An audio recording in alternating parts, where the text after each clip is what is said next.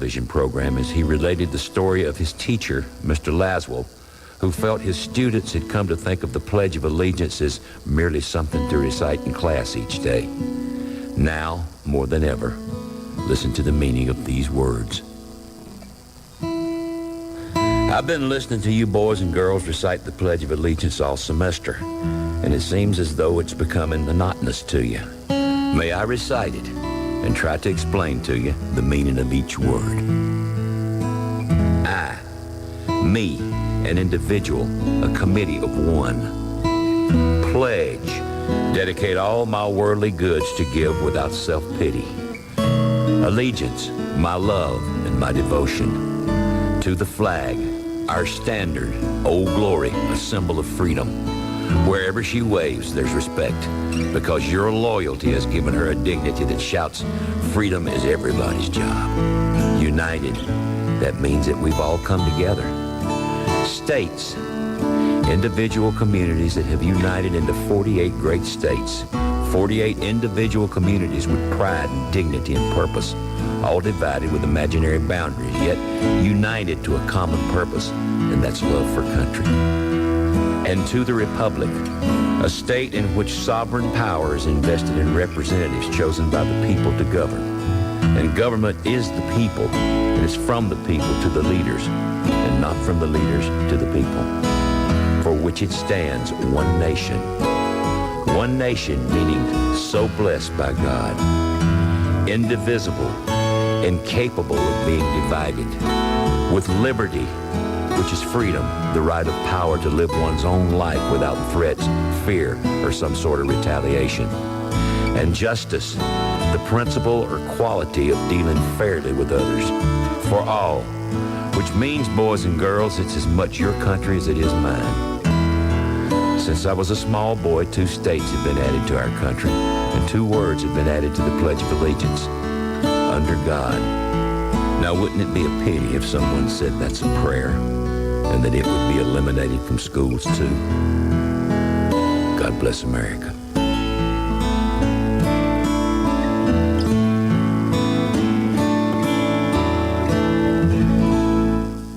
Today's KSVIPs are Margie and Pete Franco. Margie and Pete celebrated their 31st wedding anniversary on August 31st. Happy anniversary. We hope you had a terrific day with many more to come. With love from your adoring fans. Today, Margie and Pete, you're going to receive a flower from Lovebud Floral and KSVP. Today's KSVIP, Margie and Pete Franco.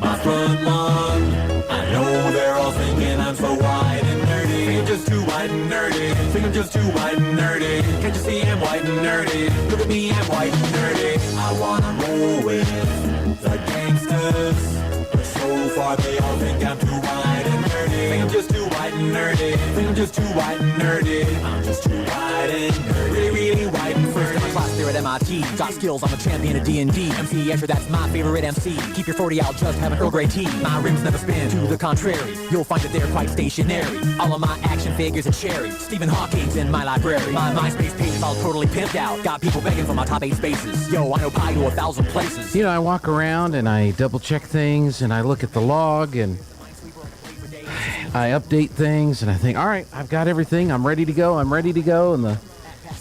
my Weird Al theme song is playing and I go, where's my phone? Where's my phone? I cannot live without my phone. And it is kind of sad, but that is the truth. We have a tendency to depend on these phone devices so much that we can't do anything without them. And I guess I'm kind of like that.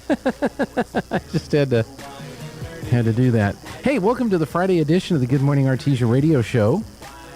And let's see, what do we have today? We have scheduled to be with us on the program today. We have Kirk Irby from Lowell's Pharmacy. And we'll get the latest on stuff that's going on. Where was it? What's that? It's in your brain bag. Oh, it was in my brain bag. Okay, yeah. You know why? All right, I know why it was in my brain bag. I'm in McDonald's. I've got a handful of stuff. I've got my coffee in one hand. I got the sack of food in the other hand here. Here's the sack.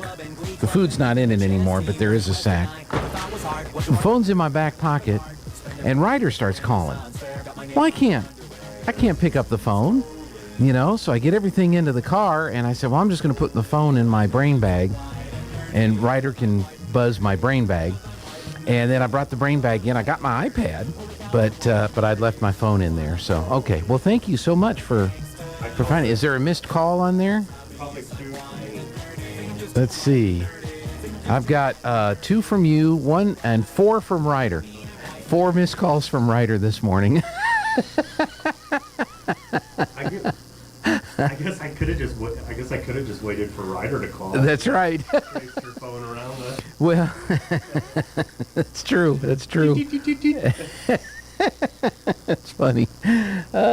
So anyway, I have my phone now, so life is good. We can do the show now.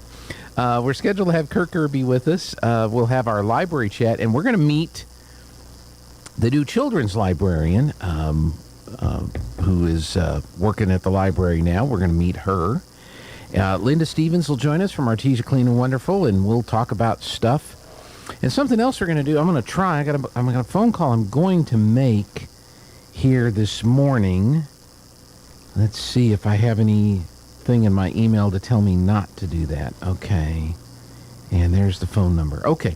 We're going to try to make a phone call. We're going to make a phone call. We're going to try to connect to somebody who has a topic we've talked about in the past. I don't want to get any more into it until I know that when we make the phone call, he's where he can answer and in range, and then we'll have that conversation here in a few minutes.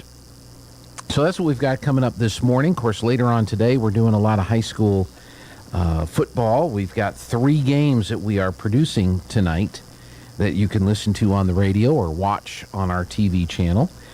We've got the Artesia Berlin football game, and I was really kind of happy. I looked at the schedule this morning, and I have one item I still have to produce, but everything that I am responsible for is in the computer. So I'm just waiting on the rest of the stuff to come in from the other folks that are working on all that and getting that all done. We have coaches interviews that we produce. We have scout coach interviews. We've got our Fan of the Week segment that we produce, and a lot of other things that we put together to enhance the experience, the broadcast, and those will be finished up today, and we'll get those into the computer and get those rolling. Then it's a holiday weekend. We're doing a 3-day weekend here at the old radio station. We kind of need that.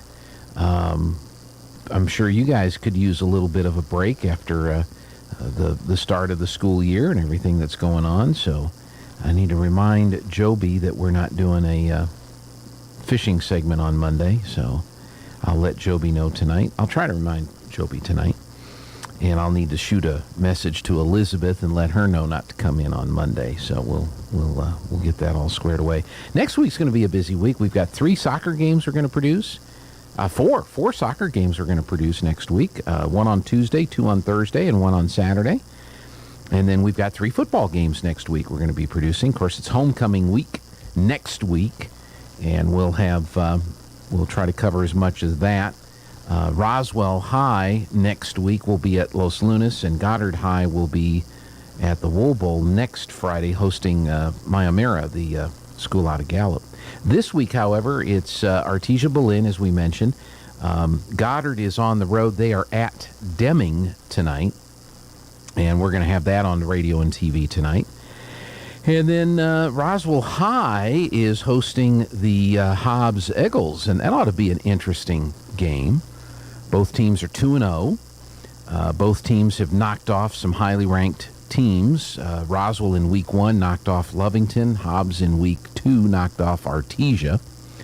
And so that ought to be an interesting game to watch. And, of course, Berlin is no slouch either. That's been an improving program. We played them last year in Berlin, and it was like the second game. Their coach had been there like 2 weeks. I was talking to Josh Grine, who was the AD last year. We were having this conversation, and their coach had just been hired in the middle of summer, and anybody knows you can't really get a whole lot done with your preseason plan when you just walk into the locker room and say, all right, let's play. So Berlin is 1-1 on the season. They lost to Los Lunas 45-0, and then they beat Monzano out of Albuquerque 52-0. So they couldn't score in week 1, and the other team was not allowed to score in week 2. So they're averaging they're averaging 26 points a game, and they're allowing 23.5 points a game. I mean, that's what averages are, right? So that'll be going on tonight at the Bulldog Bowl in Artesia. You can buy your tickets at the Pitt ticket office, and then you can also buy them online at purplepass.com. You can go to the bulldogs.org website, click on events. Let me verify this. Click on events, and then online ticket sales, and then you can buy your tickets that way.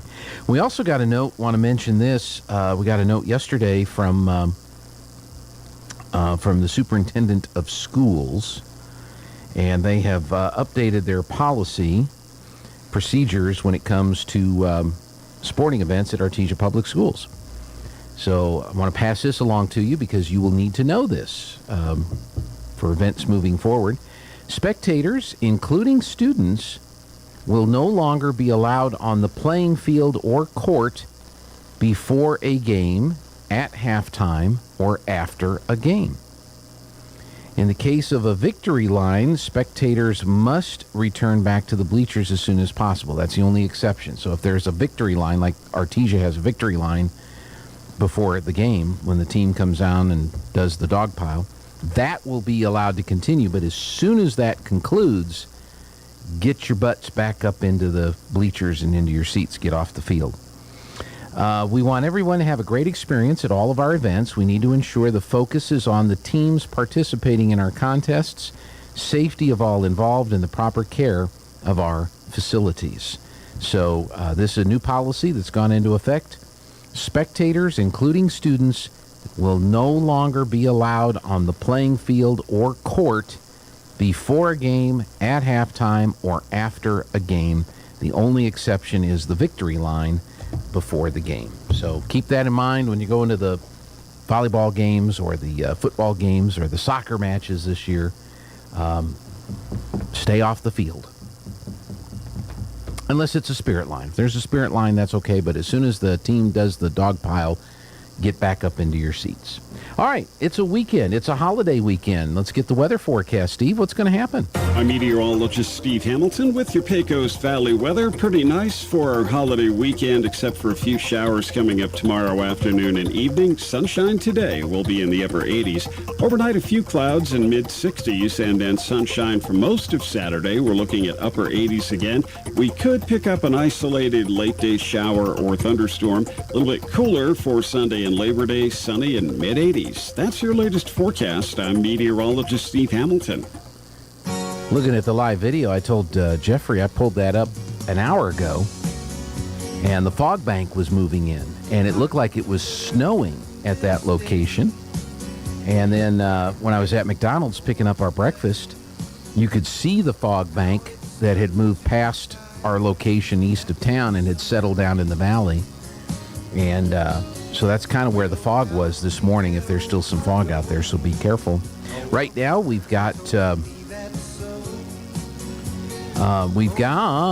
cloudy skies and fog, 67 degrees at this hour.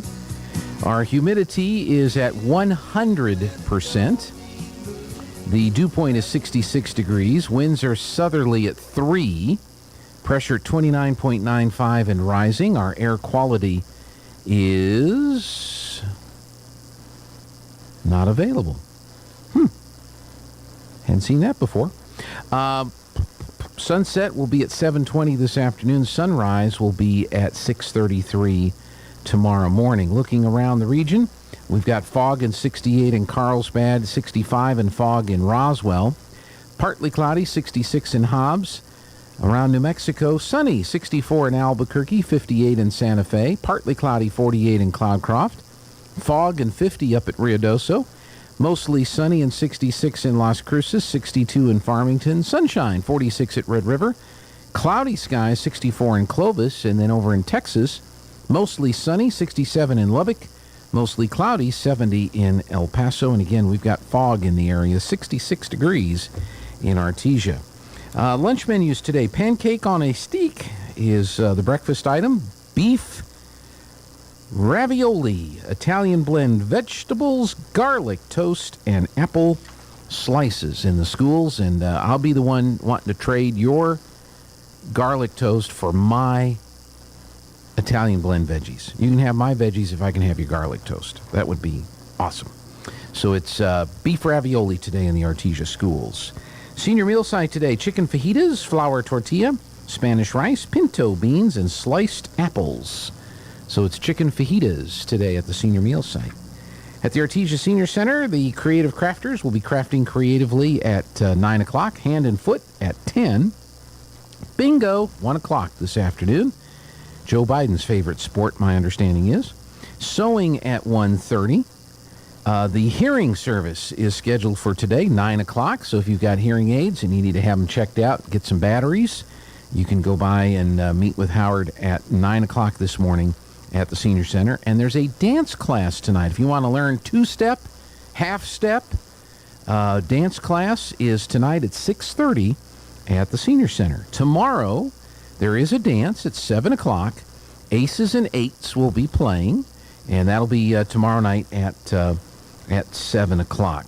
And a reminder that the Senior Center will be closed on Monday. Labor Day the holiday is Monday, so that's when they will be closed.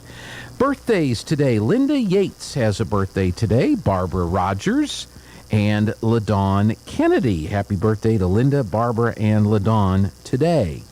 Tomorrow, Ellen Carmichael, Linda Reed, Dee Lovelace, Linda Jackson, and Joy Jackson. So 2 Lindas and 2 Jacksons tomorrow. Ellen, Linda, Dee, Linda, and Joy, all celebrating birthdays on Saturday.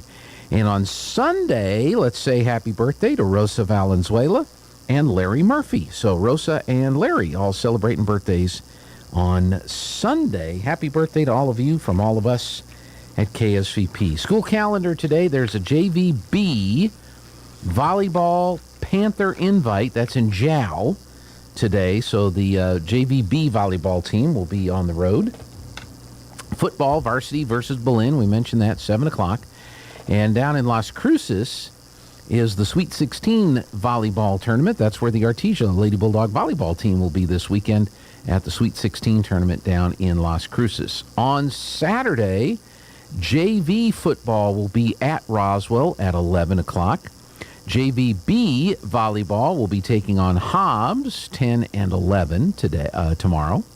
Varsity volleyball will continue participating in the Sweet 16 tournament in Las Cruces. Cross country will be at Lovington tomorrow morning. That'll be at 9 o'clock. And then the junior high football programs at 10 o'clock tomorrow. Junior high 8th grade white football versus Dexter at 10 o'clock. And 9th grade white football will be at Portales on Saturday. So that's the Saturday schedule. The Sunday schedule is clear. The Monday schedule, there is some JV volleyball at Loving on Monday. JVB and JV volleyball at Loving on Monday, 5 and 6 o'clock. No school for Monday because of the Labor Day holiday. So there you go. All right, we're going to take a break, and we'll be back in just a moment on the Good Morning Artesia radio show. Jennifer here from Trustmark Roofing, and I know you've heard me say that you can trust Trustmark. but I want you to know what that looks like in real life. A few years ago, we installed a beautiful new roof for an older woman who was recently widowed. She was an artist and colors were really important to her. So when she said she didn't like the color of a brand new roof, we took that seriously. She had picked the color and signed off on it, but I just kept thinking, if she's going to walk into her house every day and be disappointed, then we're just going to redo it. So we did. We ripped that beautiful new roof off and replaced it with a slightly different color, and she was thrilled.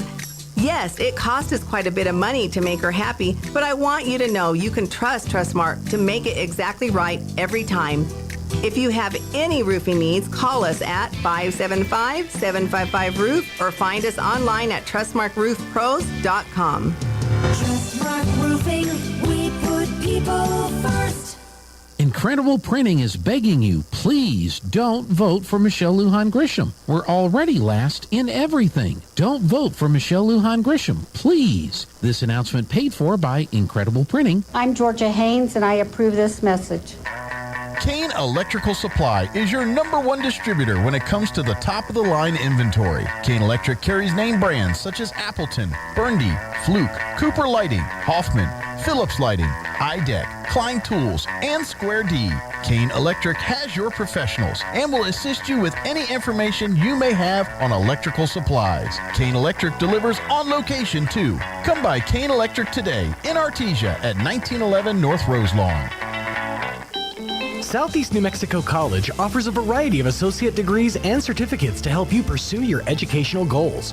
You'll find high-quality, affordable associate programs like business and nursing. Certificate programs like natural gas compression, welding, and industrial maintenance are offered to serve the common needs. Find your direction at SENMC. Navigate new pathways through higher learning at Southeast New Mexico College. Learn more at senmc.edu.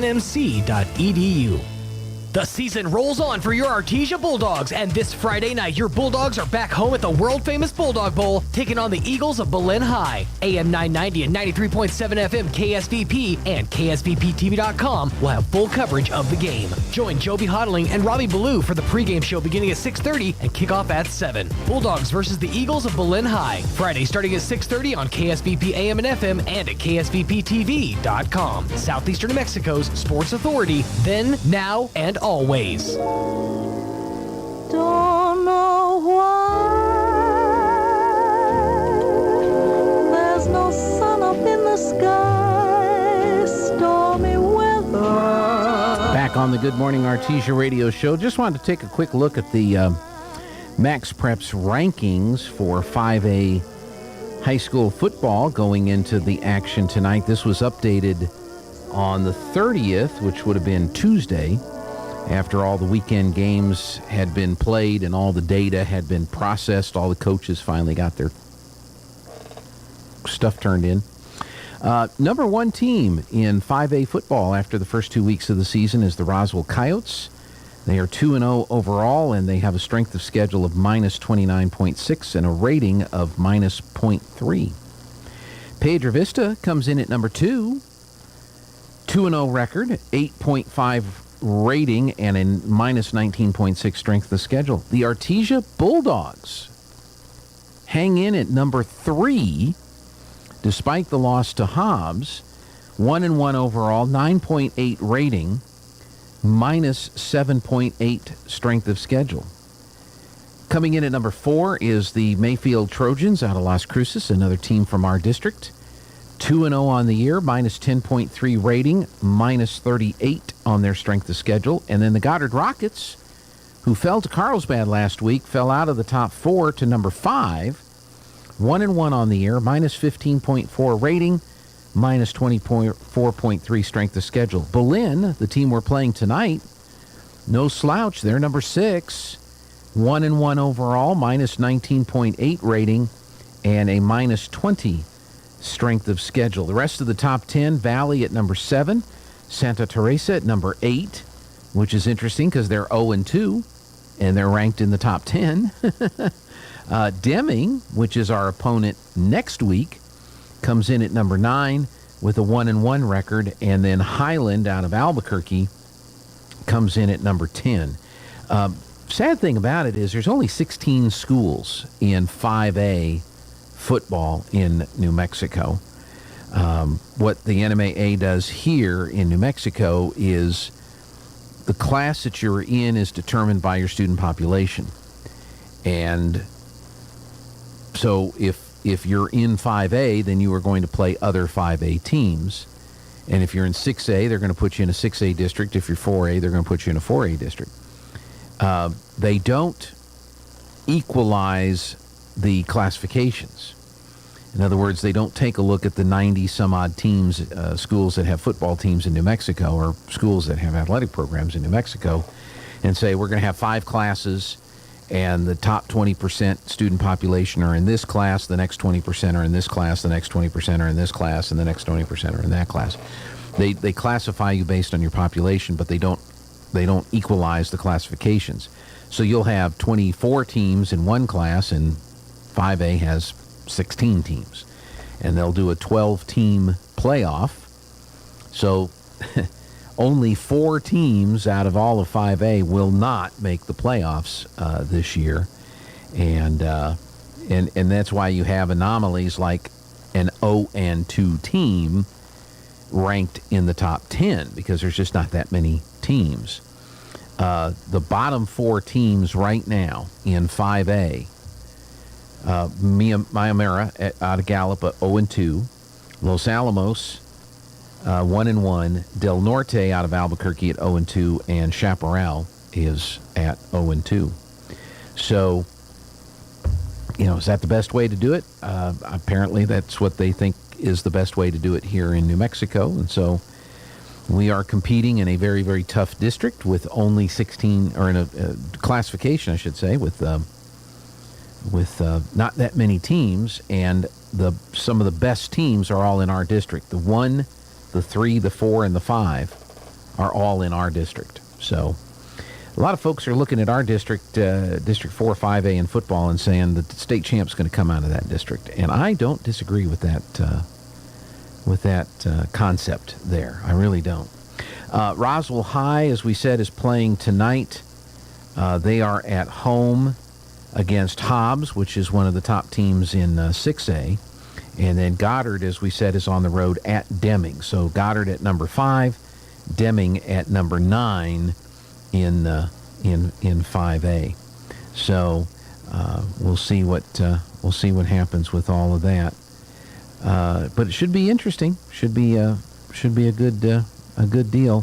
Let's see. New Mexico High School football scores. What is today? I don't know what these scores are. Okay, so that's what we've got going on with the footballs, and hopefully we'll get that all squared away. There are a few things going on around town you probably ought to be aware of. They're going to have a drawing today. The wrestling team, if they've sold all their tickets, they're going to have a drawing today. $100 tickets, 300 were sold or will be sold, need not be present to win the Artesia High School wrestling program, and they're raffling off some hunts. First place is a bull elk hunt, $10,000 value. Second place is a Barbary sheep hunt, a $2,500 value. Third place is a mule deer hunt, bow only, $2,500 value. And there is a fourth and fifth place prize as well. So if you have not bought your tickets, or if you want to find out if any are available, you got $100. 575-802-5041 or 575-703-8256, and that drawing is scheduled to take place today. The first concert of the September concert series is coming up. And tomorrow night, it's a mariachi performance, and I don't know why I don't have that on this sheet. I apologize. The name of the band is not CNN. Let's see. Tell you what, I was watching Oliver the Beagle video last night. They went up to Canada, and the western part of Canada, the north of here.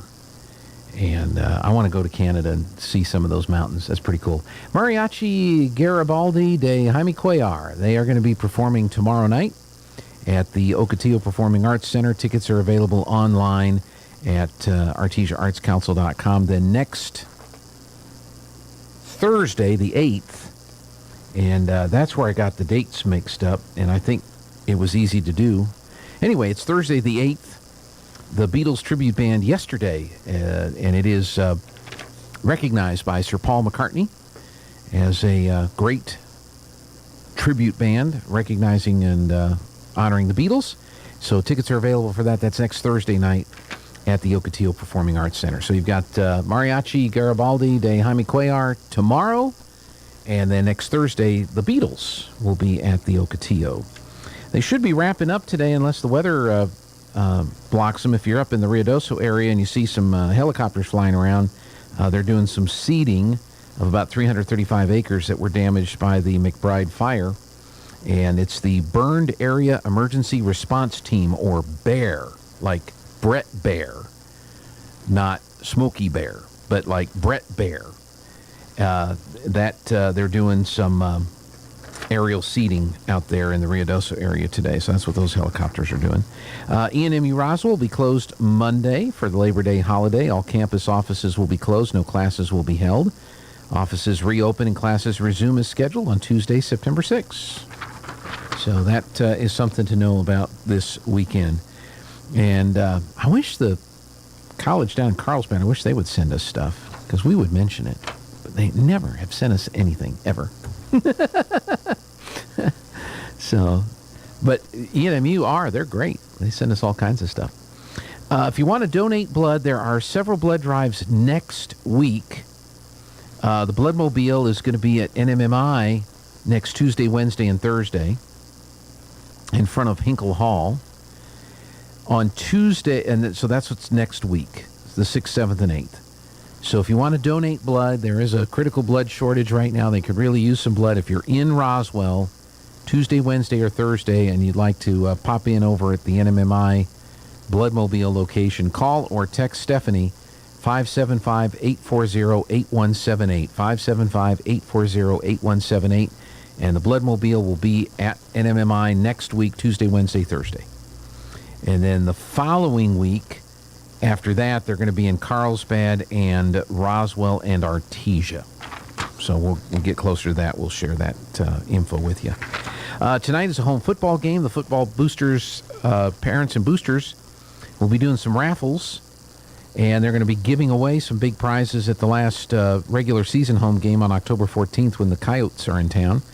So if you'd like to donate cash, gift certificates, or any other items that can be raffled off, get a hold of Trini at 575-200-5340. Mercy at 575-746-7681. That's 575-746-7681. Myra at 575-308-1576. And Vanessa at 575-703-5139. Next weekend, there are several homecomings taking place, or reunions taking place as a part of Homecoming Weekend. The class of 1970 is going to celebrate their 52nd reunion next weekend. And you can contact Beverly Spencer Lanning in Roswell, 575-365-4266. That's for the class of 1970 for next week. The class of 1972 is celebrating their 5th 10-year reunion next weekend at the Homecoming Weekend. And you can call Ronnie Jackson at 575-308-4628, 575-308-4628, to find out about the reunion for the class of 72. And the class of 82 is having a reunion weekend next weekend. And you can call Orlando Lopez at 575-703-7186, Gloria Alanese at 575-513-0698, or Johnny Wilson at 575-308-3330. And they'll get you information on the class of 82 reunion, which will be taking place next week. Okay, let's see what else is happening. We'll check in with some news. Eric will have some sports. And Kim Commando with your tech tip for Friday. Now for a Pecos Valley news update. A new financing initiative is expected to be operating by late fall or early winter to provide access to loans and grants for smaller agricultural producers, food retailers, distributors, or even public projects looking to make more locally produced food available to New Mexico residents, according to Johanna Nelson, Strategic Programs Manager with the New Mexico Economic Development Department. The Eastern New Mexico State Fair is about a month away. This year will mark 100 years. The community event will expand time set aside for people with special needs to enjoy the carnival and many other attractions during Special Needs Day on Tuesday, October 4th from 9 to 1. Hundreds of people, mostly kids, will have a few hours that Tuesday to enjoy themselves and take all the time needed to get on and off the rides. Now you're up to date. I'm Karen Johnson. Lowell's Pharmacy is your locally owned and operated Artesia Community Pharmacy. We have served Artesia for over 50 years. Our pharmacists know there's nothing more important than your family's well-being, and we're always ready to answer your health questions. We honor most prescription plans, including Medicare. At Lowell's Pharmacy, we're always trying to bring something new to our community. Immunizations, pro-time testing, cholesterol testing, and more. Come see why a local pharmacy is best for taking care of your family. Lowell's Pharmacy, across from the hospital on North 13th in Artesia. It's time for the Eddy County Sports Report. It's football Friday night, and we've got potentially a really good game in Carlsbad this evening. Carlsbad, which picked up its first victory last week, beating Goddard, is 1-1 on the season. They'll host Volcano Vista, making the trip from Albuquerque. Volcano Vista is 2-0.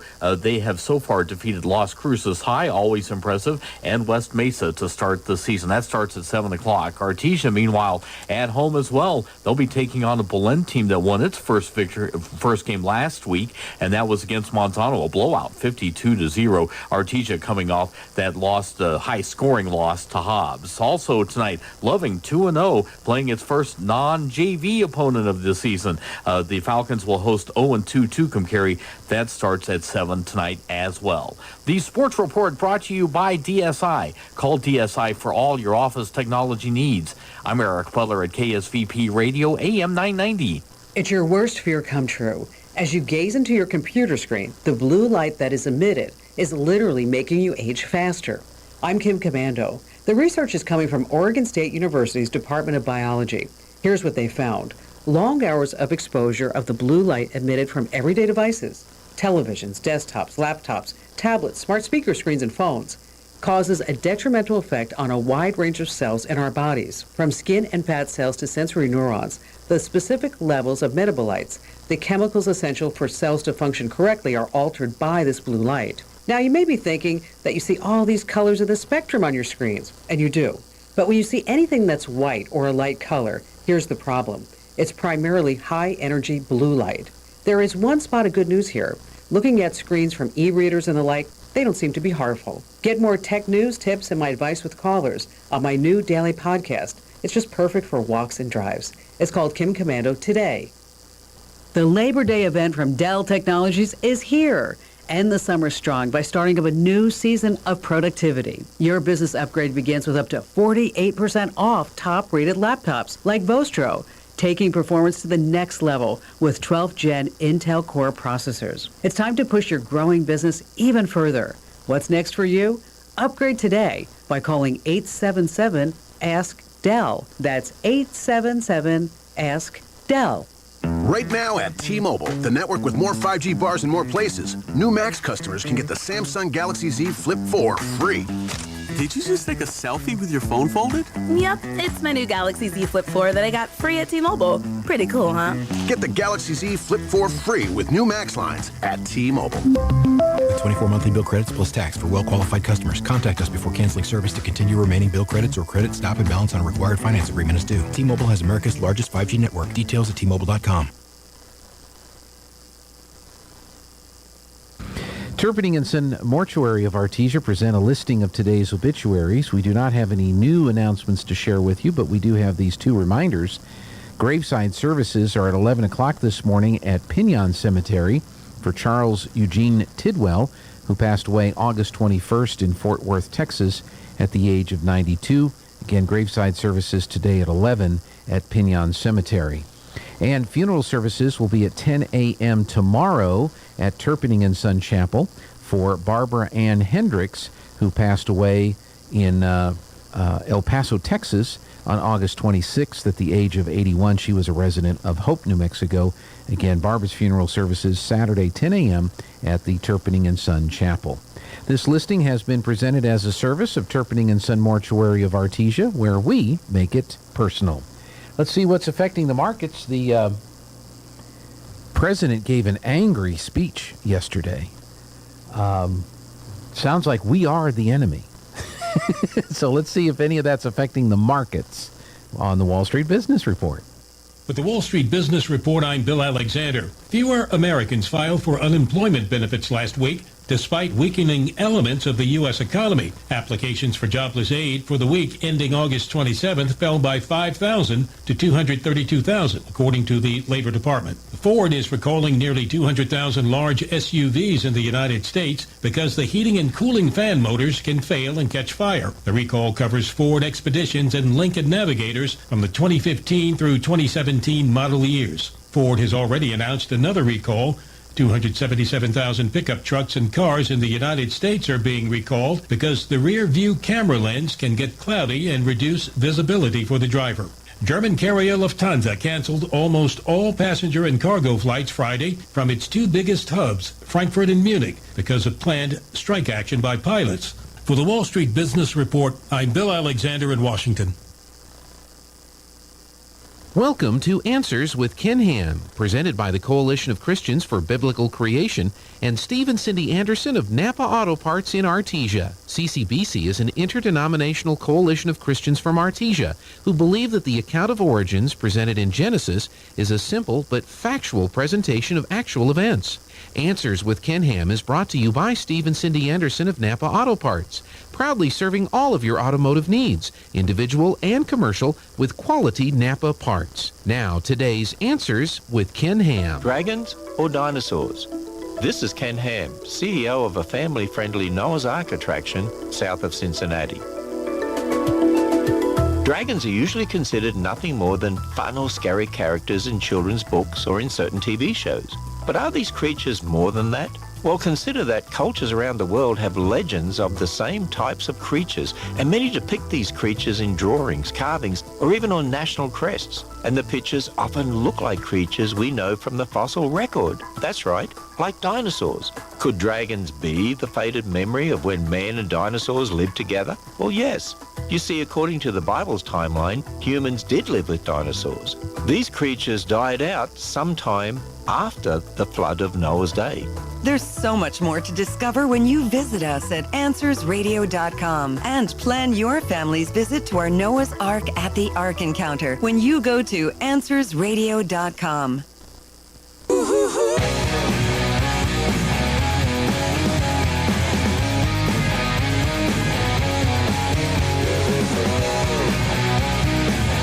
Welcome back on the Good Morning Artesia radio show, and great to see Kirk Irby in studio today. How you doing? I'm doing okay. How about you? Well, it's Football Friday. Football Friday. We've had rain. We've had a little cooler weather. It's looking good. Yeah, I've been watching a little bit of the online, some of the news coverage. I guess they're having a heat wave out in California, and a heat wave happens on the coasts, it gets news coverage. Heat wave happens in the Rocky Mountain region or in the Southwest, and we get a little mention on the news. And it's hot in New Mexico. But I think the ironic thing about the whole deal is last week the governor of California got a bill passed or signed an executive order that said by 2035 you cannot buy a gas-powered vehicle in California. And for Virginia, apparently the legislature in Virginia passed a bill a while back that said whatever California does, we have to do. So they don't even have to bring it up in their legislature to pass a bill and have the governor sign it. They just abdicated their authority to California. So the new governor there, he's getting the legislature lined up so they can overturn that bill, because that's ridiculous. You know, you can say you want to follow California, but the local legislature needs to meet and decide. I would agree. You know, so this week, because of the heat wave, the entity that manages the grid in California said, oh, and by the way, don't charge your electric cars, don't run your dryers, don't run any of your heavy electric appliances, set your thermostats up or whatever in late afternoon, early evening, because the grid can't handle it. And that's where electric car sales represent maybe 2% of car sales. Something like that. Yeah. Imagine if we were listening to people like Governor Newsom and we were at 95% electric car usage, and we have a heat wave in California. I just cannot imagine. Yeah, I hope our governor is looking at that and paying attention and thinking maybe we ought to slow down some of this green energy conversion. But hey, let's talk drugs. Sounds good. Sounds good. Let's start with the CDC and the COVID and the boosters. There have been a few changes with that. The CD has been modifying and updating and changing their guidelines when it comes to COVID protocols and policies. And one of the things they did that you saw was that they canceled COVID authorization for boosters. That's correct. So what does that mean? You know, you've probably got a freezer with some vaccine back there. We actually do. Yeah. And what had happened is that the FDA had gone through the process and had approved, I think it was Moderna, it may have been Pfizer, I can't remember which one, but one of them has what we call a bivalent vaccine that's coming out. So it's going to cover 2 different strains of COVID instead of 1. And I suspect that whichever company brought it out, the other one is going to have one out in the next week or 2. I'm suspecting. So with that new vaccine on the horizon, the CDC and the FDA, they kind of work together even though they're completely separate entities. And the FDA is the one with the authorization, the legal authorization on the approving medications. The FDA canceled their authorization, the emergency authorization for the COVID vaccines for the boosters, not for the initial shots, but therefore, if somebody hasn't had a vaccine yet and they want to get a vaccine, they can still get it. But if you've already been vaccinated with the first series, then what they call the initial vaccine, and now you want to get a booster, that is what has been canceled. So now we cannot legally go in and give you a booster shot. And the state health department runs a website that is a vaccine registration and scheduling for COVID shots throughout the state. They went through and canceled everybody's appointment that had been scheduled Wednesday night at some point, because they were there Wednesday when we shut down, and Thursday morning they were gone. And so that was done at the Department of Health up there in Santa Fe, and we're assuming, if you're reading tea leaves, that in the next couple of weeks we're going to get probably a shipment of the bivalent COVID vaccine, and we'll be able to pick up where we left off on administering the balance of those boosters. But I don't know that for sure. There's not been any official word as of yet.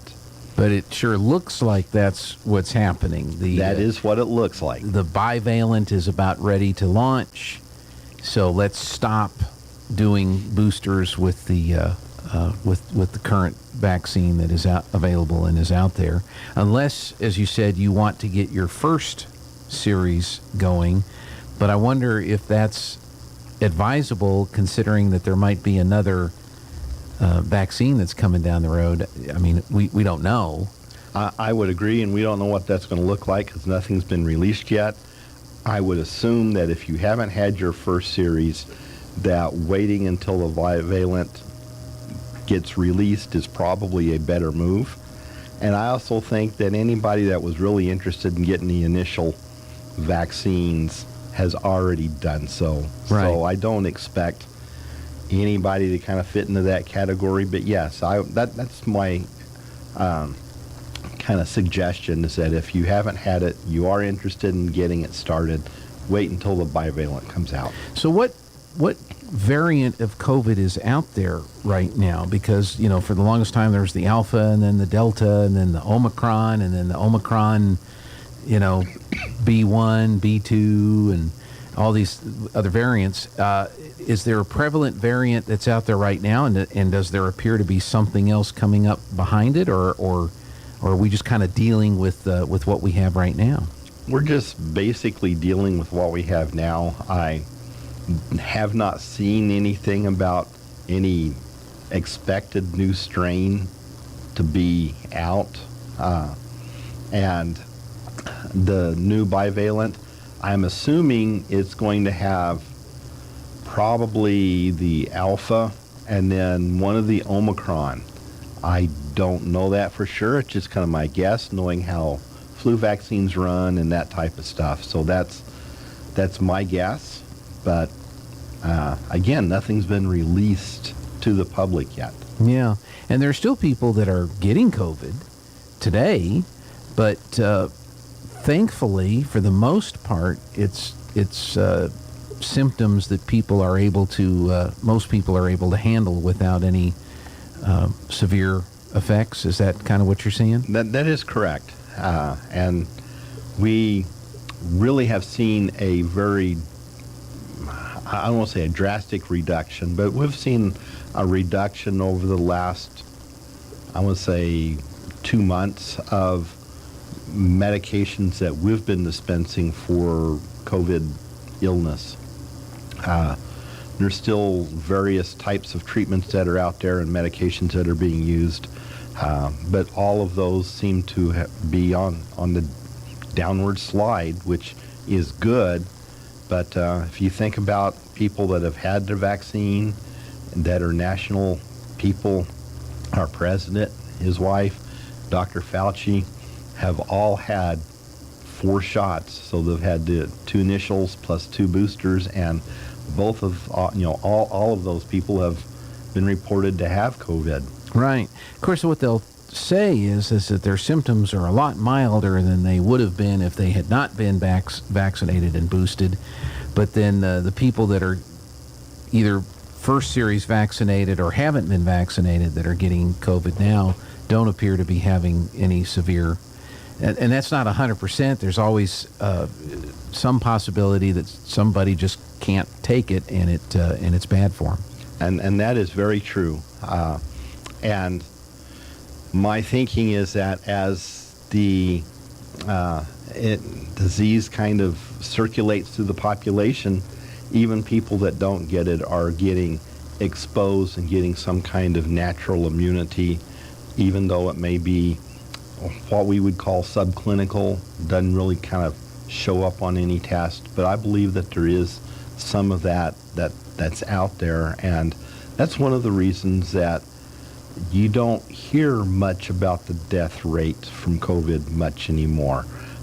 Yes, people still do die from getting it, but they usually have various comorbidities, and most of those people are also the older people, but it's more comorbidities than it is age.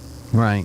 And then the COVID infection comes along, and it's like the straw that broke the camel's back. It is. It's the tipping point for some people based on their current health situation and stuff like that. We need to take a break for the news. But can you stick around for a few minutes afterward? I can. There's one other topic we want to cover. We have Kirk Irby from Lowell's Pharmacy with us, and we'll chat for a little bit. We have the new children's librarian is going to be here next hour. And Sylvia from McDonald's made sure that we have breakfast sandwiches and burritos for our guests today. And if you want to get a delicious breakfast sandwich or have something great for lunch, you can get that at McDonald's. And they're selling Coke Zero now. So that seems to be very popular amongst some folks. Some. The Coke Zero.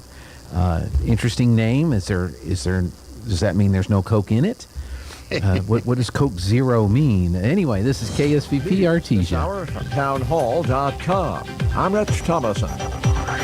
America's employers tapped the brakes on hiring in August in the face of rising interest rates, high inflation, and sluggish consumer spending. The government reported that the economy added 315,000 jobs last month. That's down from 526,000 in July and below the average gain of the previous 3 months. The unemployment rate rose to 3.7% from 3.5% in July as more Americans came off the sidelines to look for jobs. That's correspondent Jeremy House. In his political speech from Philadelphia, President Biden again bashing former President Trump and the millions of Americans who support him. There are far more Americans from every background and belief who reject the extreme MAGA ideology than those that accept it. In a speech heavy on political rhetoric, Mr. Biden condemned Mr. Trump, his policies, and supporters as dangerous threats to democracy. House Republican leader Kevin McCarthy counters it's Mr. Biden who's launched an assault on the very soul of America. On its people, on its laws, on its most sacred values. He has launched an assault on our democracy. His policies have severely wounded America's soul, diminished America's spirit, and betrayed America's trust. If he were to run for re-election and if he won, former President Trump says he would consider pardoning those who got caught up in the January 6th chaos at the U.S. Capitol. Extreme heat warnings in place across the Southwest. Heading into the holiday weekend, record-breaking high temperatures are expected across a wide area. On Wall Street, the Dow is up 127 points, NASDAQ ahead 36. More on these stories, townhall.com. Hey, I'm Andy. If you don't know me, it's probably because I'm not famous. But I did start a men's grooming company called Harry's. The idea for Harry's came out of a frustrating experience I had buying razor blades.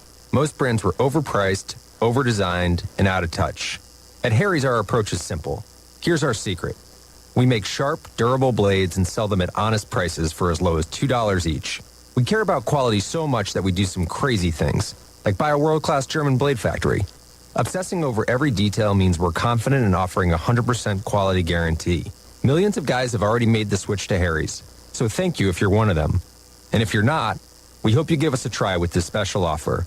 Get a Harry starter set with a 5-blade razor, weighted handle, shave gel, and a travel cover. All for just $3 plus free shipping. Just go to harrys.com and enter 3388 at checkout. That's harrys.com, code 3388. Enjoy. There are fears of acute food shortages in the wake of massive flooding in Pakistan, with an estimated 45% of the country's farmland washed away. The BBC's Poomsa Falani is in hard-hit Sindh province. As the water is traveling down from the mountains, it is dropping most of those floods into this district. About a 250,000 people, specifically where we are in danger, and the military is trying to evacuate them, but they've also called for people to leave their homes and try to move to higher ground wherever they can still find any. And that's one of the big challenges, very limited land that isn't still covered by water. A man is under arrest after allegedly trying to kill Argentina's politically powerful vice president, Cristina Fernandez, outside her home. The assassination attempt failed when the attacker's gun misfired and the man was quickly overpowered by her security officers. News and analysis at townhall.com.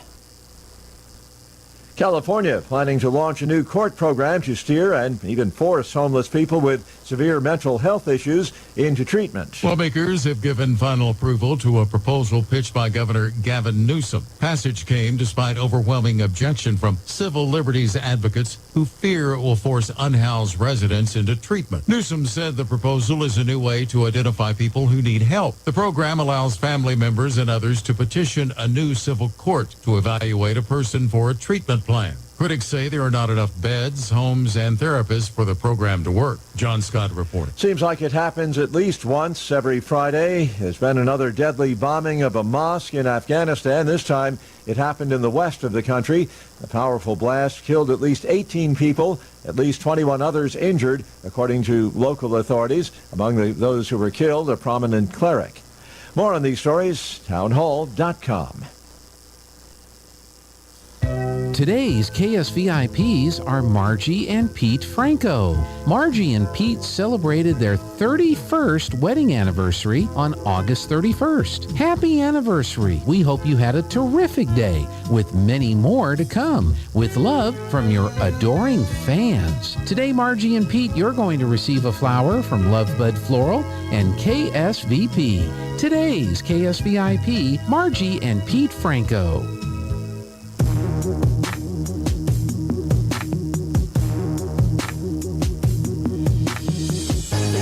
Mowing my front lawn.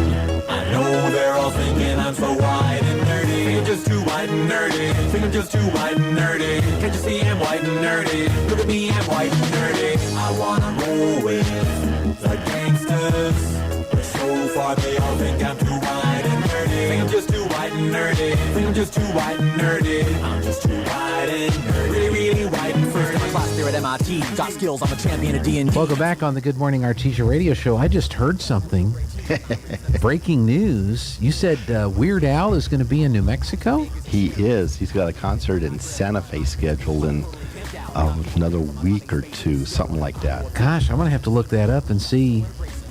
Maybe I can go to that. That's one of the things I'd like to go to. There's something else I'd like to do, and my requirements are so limited, so basic, because I basically don't do anything except this. And I noticed the model railroad folks up in Roswell are asking for the public to come in and help run the trains during the fair, volunteer at the fair. And I've always had an interest in the model railroads and the trains. I don't have a set right now because I don't have enough room. I guess I could convert one room into a train room, but you could. Lana's going, no, you're not. But they're asking for volunteer. I'm really seriously thinking about volunteering, and but you got to go to a training day before the fair. But my schedule gets so weird. I never know from 1 minute to the next what I'm doing, and so maybe I just need to do that. Anyway, Kirk Irby's going to stick around for just a little bit. I've got one other topic we want to make sure that we cover, and then we've got our next guest going to be joining us here in just a few minutes. But one of the things you wanted to talk about, Kirk, was that some folks that are coming in for their, I guess for a prescription or something, your folks are having to ask a few more questions than maybe they had to ask before, that the patient or the customer had to answer before. Can you kind of tell us a little bit about what specifically has changed and what area you're having to... And that has to do with what we call controlled substances, which is a legal definition that the DEA has. And a controlled substance is pretty much any medication that has the ability to be abused. Okay. And that gives, that classification gives DEA the ability to regulate that medication. And one of the things that they're doing in a effort to kind of try to curb the opiate epidemic, as we've kind of heard over the last couple of years, is that they are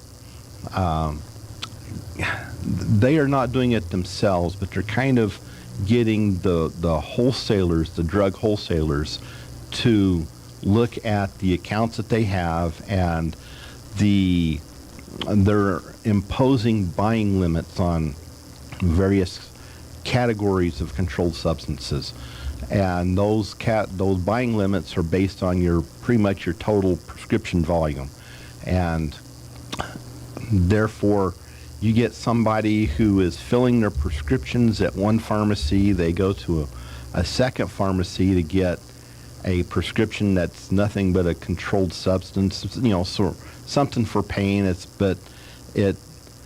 First of all, that's kind of a red flag, because the DEA looks at people that they are considering doctor shopping or pharmacy shopping, and that's going from one doctor to another doctor, getting prescriptions for the same thing, and then going to different pharmacies and getting those filled, so that they're not getting, all three prescriptions filled for one drug at the same place. That is a red flag, but that kind of hopping around between pharmacies is also considered a red flag, and there may be a perfect legitimate reason for that. Like you always get your medications at one pharmacy, but now that pharmacy's closed or they're out of that medication, because we are having some supply chain issues as well, and so you've got to go to another pharmacy to get that filled. So that kind of entails us asking questions of, why are you here when you're not getting your other prescriptions here? Or why are you all of a sudden getting this one prescription filled here when you have been getting it filled at another pharmacy? And that record, looking at that, kind of is what we have to do from our point of view, and we have to document why that patient is doing things outside of the norm. And that norm is being defined by the DEA and not by us, by the doctor, by the patient, that type of thing. So, and a pharmacy's ability to order and buy controlled substance inventory is based on their total purchases from a wholesaler. Therefore, it says a percentage. So if you get somebody who is coming to your store out of the blue and has a prescription from the emergency room for 12 or 15 tablets, it's usually not a problem.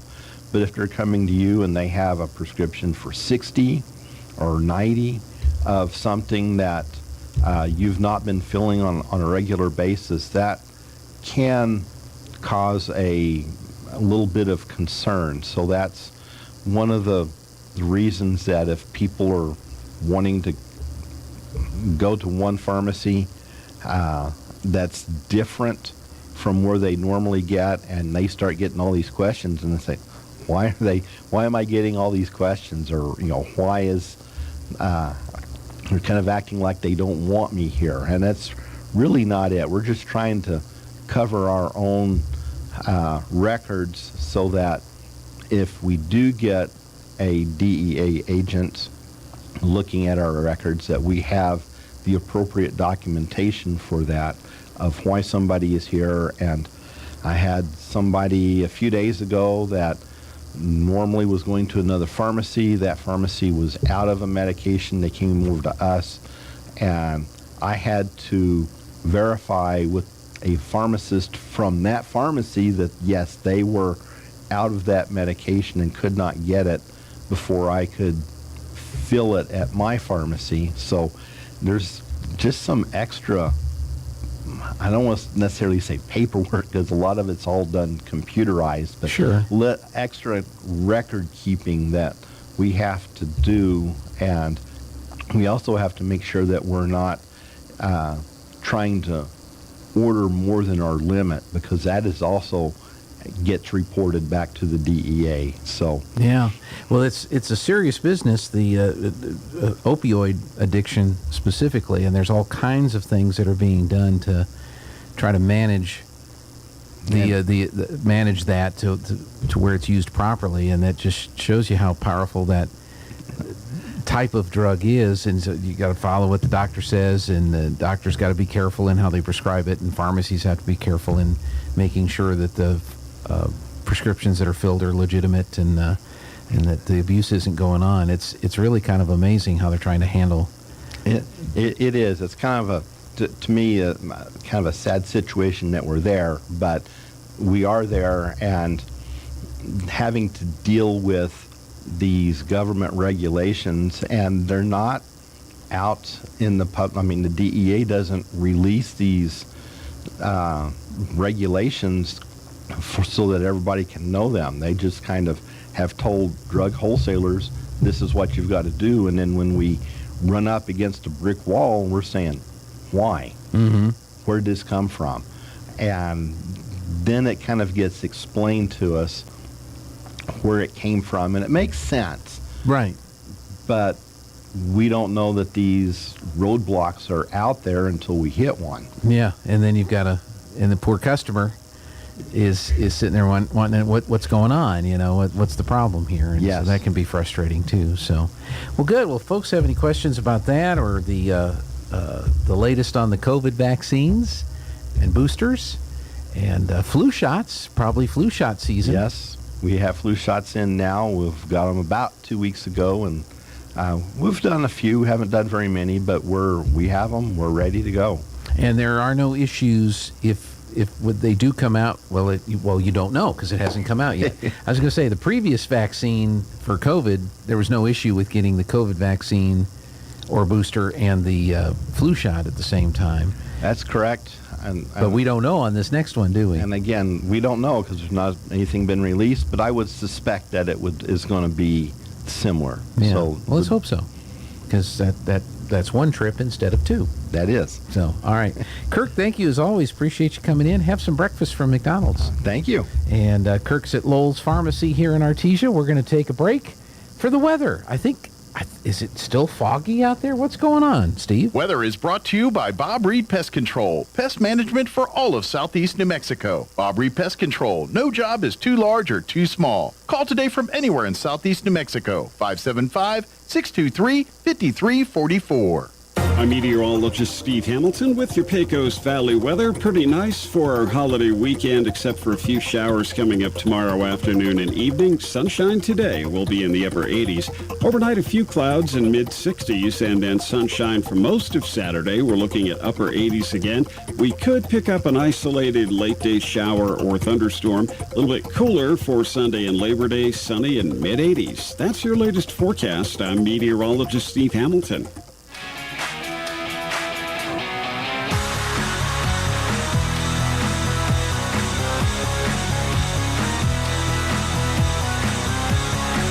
Let's take a look at our current conditions right now in Artesia. We've got some fog and clouds and 68 degrees on the out of doors.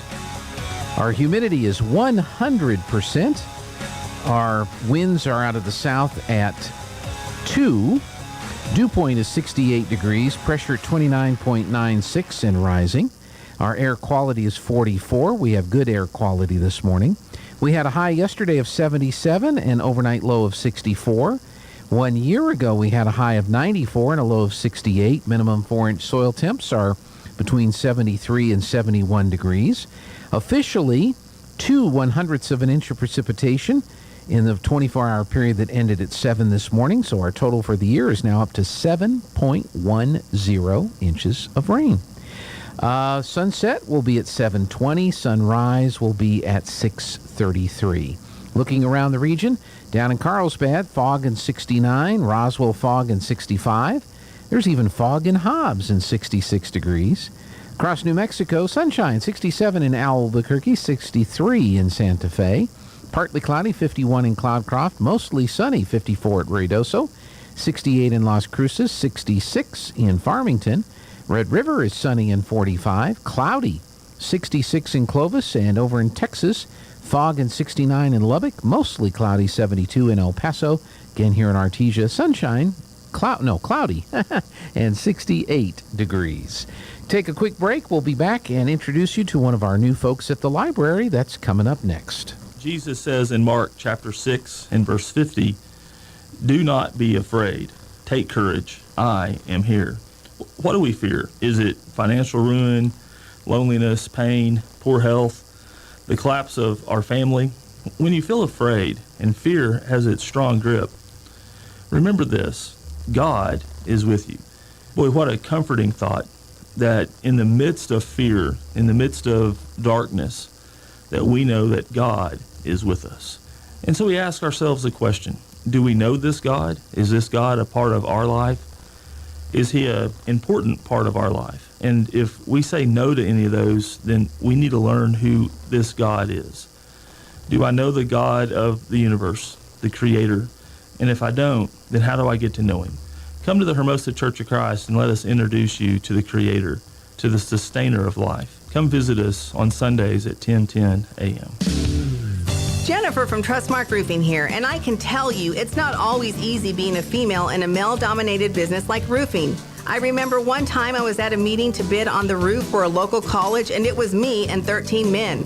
Well, I won that bid, and I'd like to win your business too. My dad was a contractor, and I've been around building and roofing my whole life. I'm licensed and bonded, and I've forgotten more about roofing than most roofers ever knew in the first place. But what really sets Trustmark apart is an obsessive attention to detail that ensures that everything goes smoothly the first time. I promise we will treat you right with respect, and we will make you happy.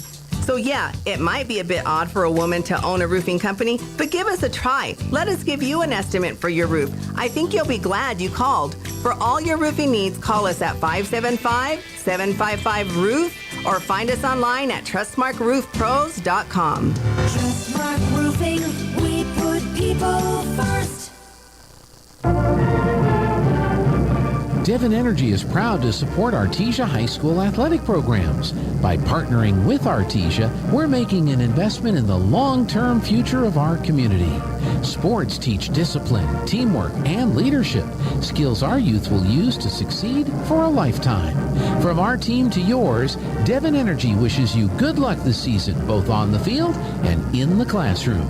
Go Bulldogs from Devon Energy.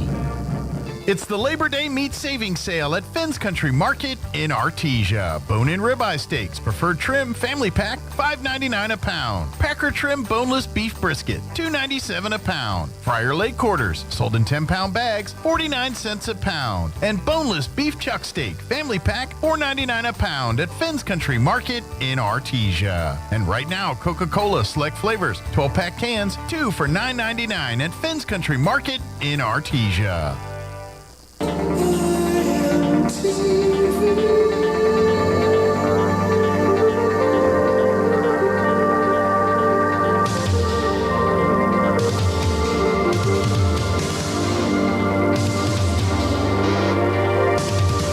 Welcome back on the Good Morning Artesia radio show, and it is Football Friday, and everybody's wearing orange for some reason. I'm not entirely sure why we all wear orange on Fridays. Do you know?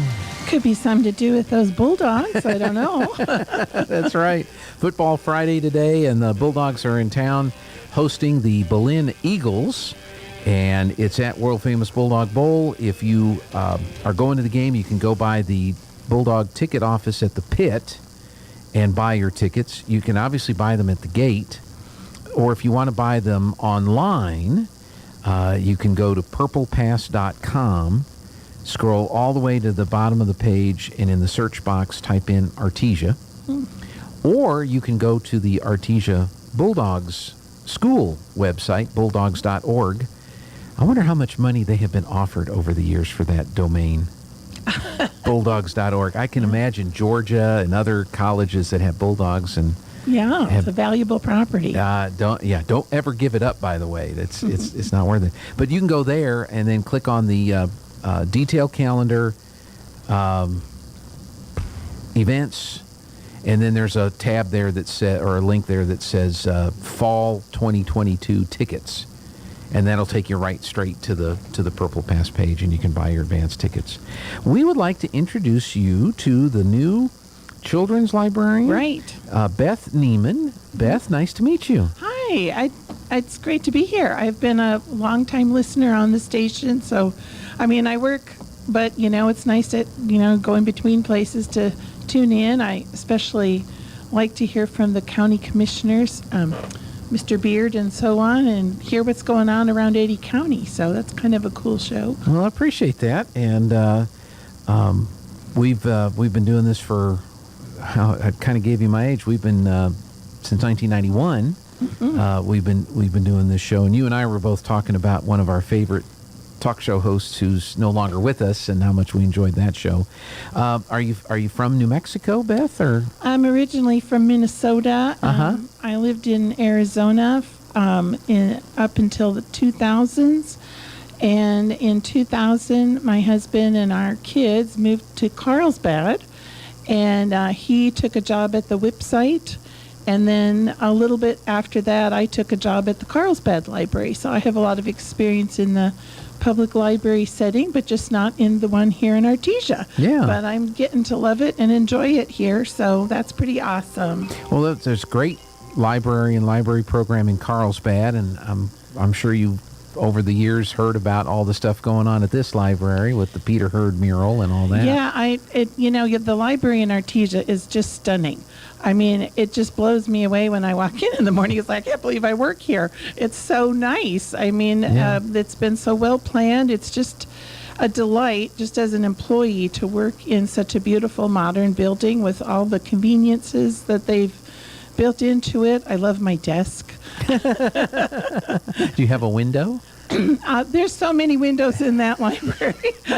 It's hard not to have a window. It's hard there. not to have a window. Yeah. Yes, it's a beautiful place. Well, what is it with so many folks from the upper Midwest? I'm originally from Iowa. Oh. You're from Minnesota. Yeah. Well, Valerie came from South Dakota. Yes, she did.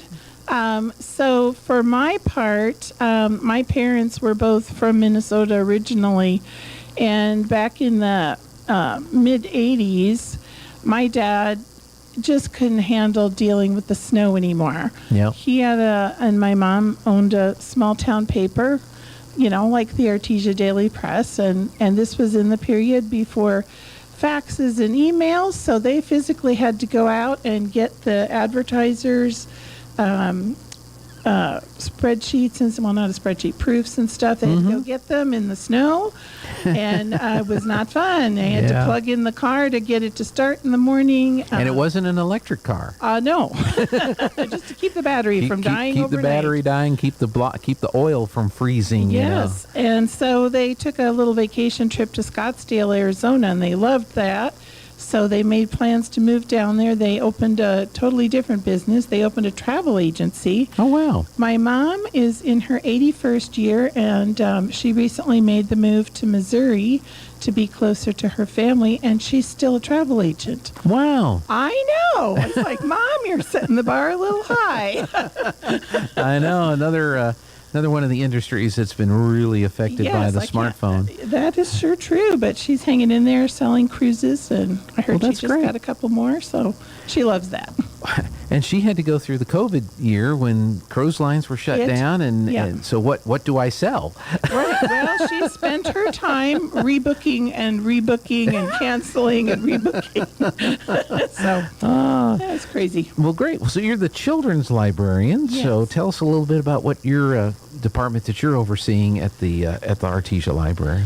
Well, it's my privilege to work with the Artesia kids. I got to meet so many families.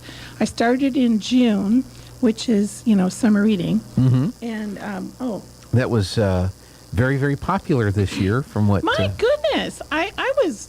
Artesia turns out. Let me tell you, I was very impressed. I was looking at some of my stats from the summer reading program. We had over 10,000 library visits. Wow. I know. That's a lot. We circulated over 8,000 books.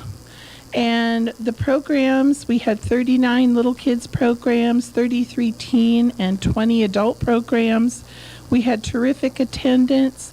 Artesia blew me away. I was like, wow, you guys are big readers over here. So I was really pleased, and trying to learn everybody's names. It was hard, and I'm so bad with names. I have to ask people over and over again, what is your name? They don't seem to mind, though, so that's great. And so now we're looking at the fall lineup, so that's going to be starting next week. And I'm looking forward to meeting more people and getting into a groove and see how we do. That's great. And you've got a flyer here that lists some of the programs that you have that start next week. Yes. You've got a preschool story time, toddler move and play, Mother Goose, STEM after school. So which one do you want to start with and just kind of... Well, let's talk about our first one, preschool story time. That is for ages 3 to 5. Now, when I say that, that doesn't mean come by and drop them off. It means bring your 3 to 5-year-old, bring With the family, you. Bring the grandma if you want. Grandma wants to come, bring the baby, whoever wants to come. But it's going to be geared to the 3 to 5-year-old audience. We're going to do stories, and I always try to incorporate some language activities. This is a very vital time in a child's life where they're picking up language, and we want to make sure that we don't miss that opportunity. So we work on our alphabet. We do songs. We do crafts. Sometimes you might wonder why we do crafts in the library, but it is a great fun thing for kids to do. They learn to express themselves. They learn to use materials. They get a chance to work side by side with mom or grandma or dad or whoever brought them. So it's a great thing to do. We do a little music. I'm not saying I'm the best singer in the world, but I can lead a rousing chorus of the ABC song or whatever is on tap. So, and of course, social and playtime is included, and that is, I feel, super important following the pandemic. A lot of our little ones didn't get all of the social time that they and their parents might have wanted because of that, and so we try to make sure that there's plenty of time for that and just making those personal connections. Yeah, there's a lot going on. Well, there is, and by the time sometimes they get older, and the adults are doing this now, we spend so much time staring at that glass slab that we don't interact with anybody anymore. I know. And so, yes, and the pandemic didn't help with that. It made it very much of a challenge. So now, when they're at this 3 to 5-year-old group, you want them to interact with other. Especially since they're going to be looking towards going to school coming up, and they need to have a little time to learn how to share and talk to others. And I know parents are doing their best. So that's right. I'm here to support them. That's right. But that's how important it is. And like you said, coming out of the pandemic, let's get that going again and have that. The toddler move and play. What is that about? Do you have any children? I do not. Well, if you've ever had been around toddlers, you know they move a lot. Yes. And that's their thing. So this program is... So the preschool story time, we would expect they might be able to sit still for a little bit and listen to stories. Toddler move and play is just that. We move around, and all of our learning activities are incorporated into songs and playtime. So what we're going to do there is have about 5 or 6 songs to get going, and these are going to be songs like Wheels on the Bus, where we have hand motions we can do. We have little scarves. We have rhythm instruments. There's so many things we can do. So we're going to do that together as a group, and then we get out the toys. And I always encourage the moms and dads to get down on the floor, too, if they're able. But in any case, we're all in a group, and we're playing. This age group likes to play side by side rather than get involved in a big imaginary story. So like the 3 to 5-year-olds, they'll sit with a castle or a barn play set, and they'll have a whole story going on. The toddlers will be more likely to find a toy they like and sit quietly and play with it, or maybe try to grab a toy from another kid that looks better. Yeah. So we're working on some social skills there too, but it's at their level. Right. So we're not expecting them to stay seated. We're expecting they want to be up and busy, and it works great. So, and then at the end, we have to clean up. That's another good skill. And is this the same as the preschool story time? You don't drop the toddlers off, but you encourage folks to... I always want to have the parents stay for programs, yes. And that's partly because I can't manage that many children. I'm not a skilled classroom teacher. Mhm. And so we always want to have the kids stay with and the parents stay together. Right. So that's right. ideal. And then the Mother Goose, that's encourage reading and... Oh, gosh. I could talk for a long time about the Mother Goose program. I actually took some specific training for this program at the Artesia Public Library a few years ago. Okay. There's a woman named Betsy Diamond Cohen who has done some brain research, and she came up with this program to help her own child several decades ago. And she kind of learned it from another person too. So it's a program with a lot of staying power. And we're doing a very fast-paced program. The parent is going to be tired at the end. The parent Yes. is going to be tired. And we're going to do it in such a way that we're stimulating language development. We're using rhymes, nursery rhymes, songs, finger puppets, regular puppets, rhythm instruments, music, baby games. It all happens inside of 30 minutes, and it's presented in a way that the certain elements go in a certain order every time, but we change what's inside the element so it's not boring. Mhm. It's always interesting, and we move quickly to keep the babies engaged. Because, this one is for birth to age 3. I don't expect babies to sit still and listen to things, but we do get in a couple of quick little board books or something, just real quick. And it's a lot of fun. And I am tired by the end of the program. So if I'm tired at the end, I know I did a good job. There you go. And then the last one that's on the sheet is the STEM after school. And Valerie's talked about this before. School's back in session. Kids are in school, but some kids need a place to go after school. Sure. Maybe they're waiting for parents, or they just want to have a quiet place where the rest of the family isn't distracting them. But Right. So you've got some programs for kids after school Right. to take advantage of. One of them Right. is STEAM, which is science, technology, Engineering, arts and math. Okay, Right. Yep. I don't see iced tea in there anywhere. Oh, snacks. Snacks. But anyway, That could stand for snacks. there you go. Snacks. Actually, tea. our first program is going to have snacks next Okay. week. It's called Edible Destruction.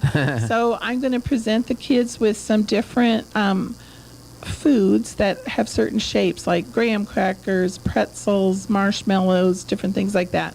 And I'm going to have what's called a shake table. And that's just made out of cardboard. And we're going to try to see if they can create a structure that can withstand a shaking like an earthquake. Okay. And they're going to just have to use their ingenuity to see how they can assemble these things. It'll be like a gingerbread house on steroids, I guess. We're just going to try to make towers, whatever they can come up with. Yeah. And we're going to use our hands-on experiment to see what kind of structures might be the strongest. So that's one aspect. We're going to also use Legos another time. We have another special type of block called rock blocks that came to us when we got our STEM lab supplies. I guess a lot of the schools in the area got the STEM lab, mobile STEM labs and stuff. So I'm excited to use that. I don't know if you've been over there, but we've got a wonderful activity room, and we really use that a lot during the summer programming. And I found that the Lego program was one of the most popular and well attended. So I think there's going to be a lot of interest in this STEAM program too. And what age group is that geared towards? I would say the activities are going to be anything from K through 6th grade. And I know that little brothers and sisters come along too. So they're welcome to come and try it out too. I'm not going to be rigid. I'm not carding like, okay, how old are you, kid?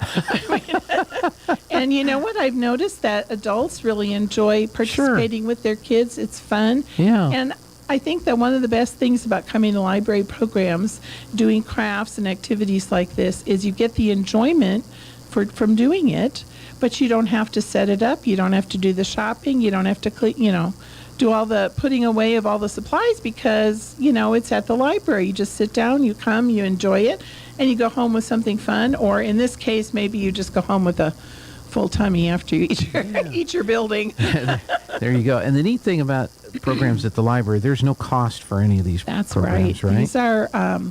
These are free to the public, and you don't even have to have a library card to do the programs. You just come right in. If you're new in town, it's a great place to meet somebody, other people with kids, and it's wonderful. Well, see, I've always been afraid of the library. Why? Because I might have to read a book. Oh, no! And I am a terrible reader. Absolutely terrible. I'm a great consumer of media, but when it comes to sitting down and just, I'm going to read a book today. Do you like audiobooks? I just have found odd that I can't do that. You can't settle down. So I have to, but I mean, I can settle down to watch a movie or something on YouTube. Recording audiobooks. Well, we kind of do that now. Yeah, right. So, and speaking of that, whether you're an adult or a kid or whatever, I did get the press release on the library card sign-up month. Right. So you said you don't have to have a library card to participate in the children's programs. Right. However, it would probably be encouraged to get a library card. So tell us a little bit about the sign-up month and what that entails. I'd be happy to. Yeah. So every year, the American Library Association promotes this, and public libraries across the country do as well, to encourage people to get their library cards and make use of this resource in their communities. Yeah, because you may not, you might like our streaming videos through Hoopla or something. Mm-hmm. We have movies you can download. We have DVDs. Other people might want, the ones who are making long haul drives and stuff. They check out our audios, or they download them to their device, and then they're ready to go. Yeah. And of course, the parents and the younger ones, they're practicing reading. So we have a lot of leveled readers. So that kids at the schools often are asked to take comprehension tests on books, and they are supposed to do so many per semester. So we have all that going on too. And I don't know what the public school libraries are like here in Artesia, but I would guess they might be a little smaller than the one here downtown. So we got plenty of resources for people. To get a library card, there's a short application to fill out. And then within just a few minutes, you have a card. You can use it to check out materials, or you can use it to go online and get digital stuff to your device. So you don't even have to leave your house to use the library. There's so much on there. And another thing that people may not realize about having a library card is we have stuff on there that has a paywall that normally you would have to have a payment to get into it. But we subscribe to it so people can use it without payment. So it's a great thing. So for example, there's, like I said, there's Hoopla, which is an audio digital ebook platform. It's got tons of stuff on there. There's heritage resources on there. There's a universal class, which is really fun. It's an online learning thing, and you can sign up for a class in anything from cooking to watercolor to photography to accounting, and go through it at your own pace, which is, it's really kind of fun. Sure. To try it out, I signed up for a drawing class because I'm not very good at drawing, and by the end, I could tell that I drew a pencil. Woo! Well, good for you. I know. So September then would be a great month if you haven't already. And we are offering a little drawing as an incentive. So if you want to come in and get a new card, renew your card, or replace your lost library card, we'll enter your name in a drawing. We're going to give away some gift certificates from some local businesses.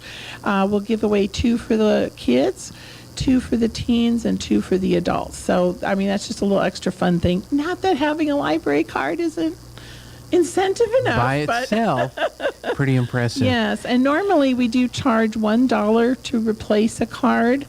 But in this, during this month, if you have lost your plastic card and you want another one, there's no fee for that this month. All part of September Library Card Sign-Up Month. That's right. That's right. Well, that is great. I'm so glad that is going on. I may just have to do that. I was this close. This close to you down there. Signing up for the summer reading program. Oh. And then stuff happened, and it just didn't. I was this close. I was this close. Yeah. Yeah. I'm going to be after you next summer. Please do, and we'll try to get that. We'll try to get that done. I've even bought books in the last couple of years, and they're sitting on shelves that I have had my whole life. I just don't.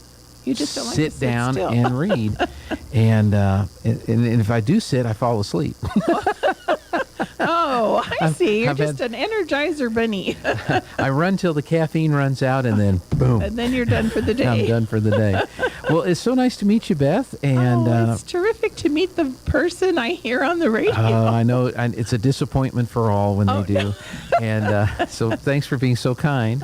And I hope to see you or Valerie or anyone else that wants to come in. And we do have some McDonald's breakfast over there, thanks to that would be really nice. Sylvia at our local McDonald's here in town. So I left my house at 7 because I didn't know what time I usually leave my house at 8:25 to get here in time for my shift. Right. And I wasn't sure leaving earlier to come here if I was going to run into more traffic or what. And it was very foggy the whole way. It so you have to slow down and be careful. Driving in a cloud.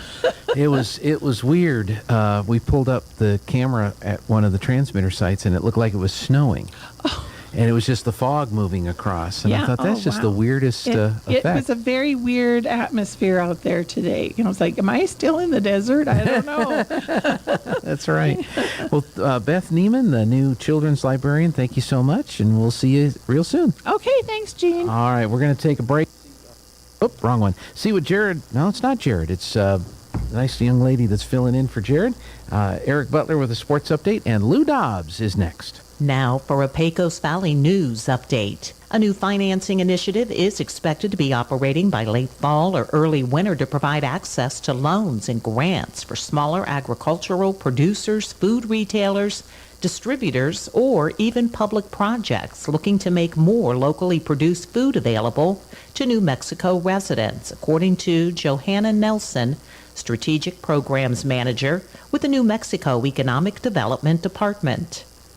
The Eastern New Mexico State Fair is about a month away. This year will mark 100 years. The community event will expand time set aside for people with special needs to enjoy the carnival and many other attractions during Special Needs Day on Tuesday, October 4th from 9 to 1. Hundreds of people, mostly kids, will have a few hours that Tuesday to enjoy themselves and take all the time needed to get on and off the rides. Now you're up to date. I'm Karen Johnson. It's time for the Eddy County Sports Report. It's football Friday night, and we've got potentially a really good game in Carlsbad this evening. Carlsbad, which picked up its first victory last week, beating Goddard, is 1-1 on the season. They'll host Volcano Vista, making the trip from Albuquerque. Volcano Vista is 2-0. They have so far defeated Las Cruces High, always impressive, and West Mesa to start the season. That starts at 7 o'clock. Artesia, meanwhile, at home as well. They'll be taking on a Belen team that won its first game last week, and that was against Montano, a blowout, 52-0. Artesia coming off that high-scoring loss to Hobbs. Also tonight, Loving 2-0, playing its first non-JV opponent of the season. The Falcons will host 0-2 Tucumcari. That starts at 7 tonight as well. The Sports Report brought to you by DSI. Call DSI for all your office technology needs.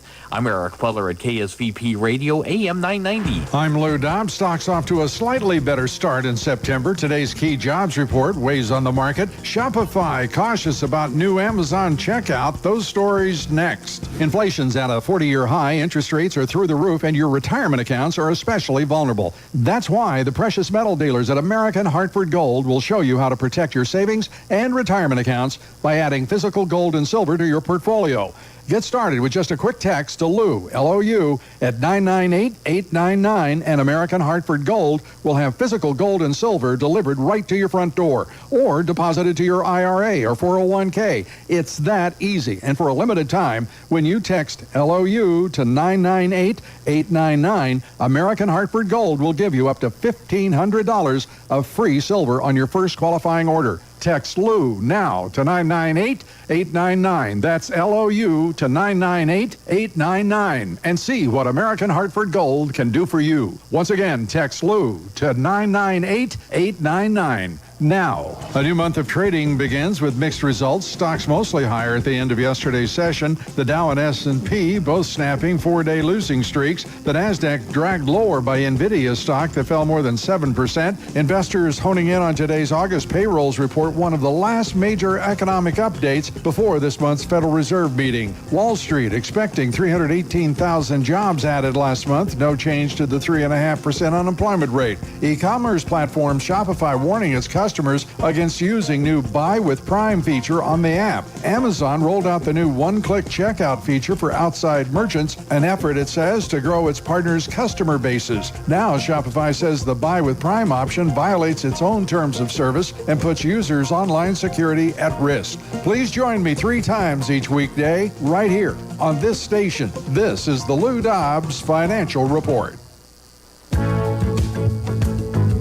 Hey, we are back on the Good Morning Artesia radio show. Linda Stevens is here from Artesia Clean and Beautiful. How are you? It's not wonderful anymore. Well, I didn't know if you were mad at me when I said that. Oh, heavens, no. Okay. It's humor. Well, I hope Yeah. it is. I hope people find it funny. So it was so nice to meet the new children's librarian. Yes. Very nice. And one of these days, I'm going to have to go read a book. I'm not a book reader. Goodness. Are you a book reader? I used to read a lot more. The problem is when I get in a book, that's all I want to do. Right. Don't bother me. I want to sit there and I want to read the book until, and I read every morning while I'm eating breakfast. Yeah. So. And even though there's chapters, you can't just stop No. and then pick it up later. You've got you're committed to it. Kinda. Yeah. So, and I enjoy it. And I'm a slow reader in the sense that I see what I'm reading. Okay. So all the descriptive, and to read a book by Diana Gabaldon, oh my gosh, she's got so much description in there. And you see it. If somebody got stabbed in the hand and blood is squirting all over the place, you see that exactly. Wow. You know, if there's a rabbit running across the snow, limping, you see that. Wow. It's just, yeah. You get really involved. If you don't see what you're reading, you're missing a lot, Yeah. I think, because it's... Well, I don't know what it is. I've never been a reader. I mean, this isn't something I just decided to stop doing. Yeah. I've never, and I was not discouraged from it. I was never... You didn't have comic books when you were a kid that you read? Not really. No, Oh, I just did not read stuff. So, I mean, I read news copy. Not when you were 6 years old, I'm sure. No. No, when I was a little older than that, I worked at the radio station. I can read. I don't have a problem with reading. I'm, matter of fact, my first radio job was about the time of the Iran-Contra affair. And the hostage situation, not the Iran-Contra, the hostage situation in, was it Iraq? Iran. We had our embassy taken over. Yes. Okay. And that stuff's in the news. Right. And so I'm reading the wire copies coming off the UPI wire at the radio station there, and it's all these Arabic names. Oh, gosh. With all the pronunciations and stuff like that. So there was a lot of that was going on at the time that I was, first working in the radio and trying to read the pronouncers and understand those names. But as far as just sitting down and reading a book, I think there's books that I've read that I remember. I remember reading the book A Tree Grows in Dubuque. Okay. And it was written by a minor league baseball player who played baseball in the town I grew up in Clinton, Iowa, and in Dubuque, Iowa. But I think I read that book because I liked baseball and I liked the team, and it was from Clinton, and so there was a connection there that I didn't have. But as far as just, getting and reading a book and sitting down and reading a book, I just have never, ever done that. I know it's weird. Well, would you enjoy it if you did? I don't know. Well, try it.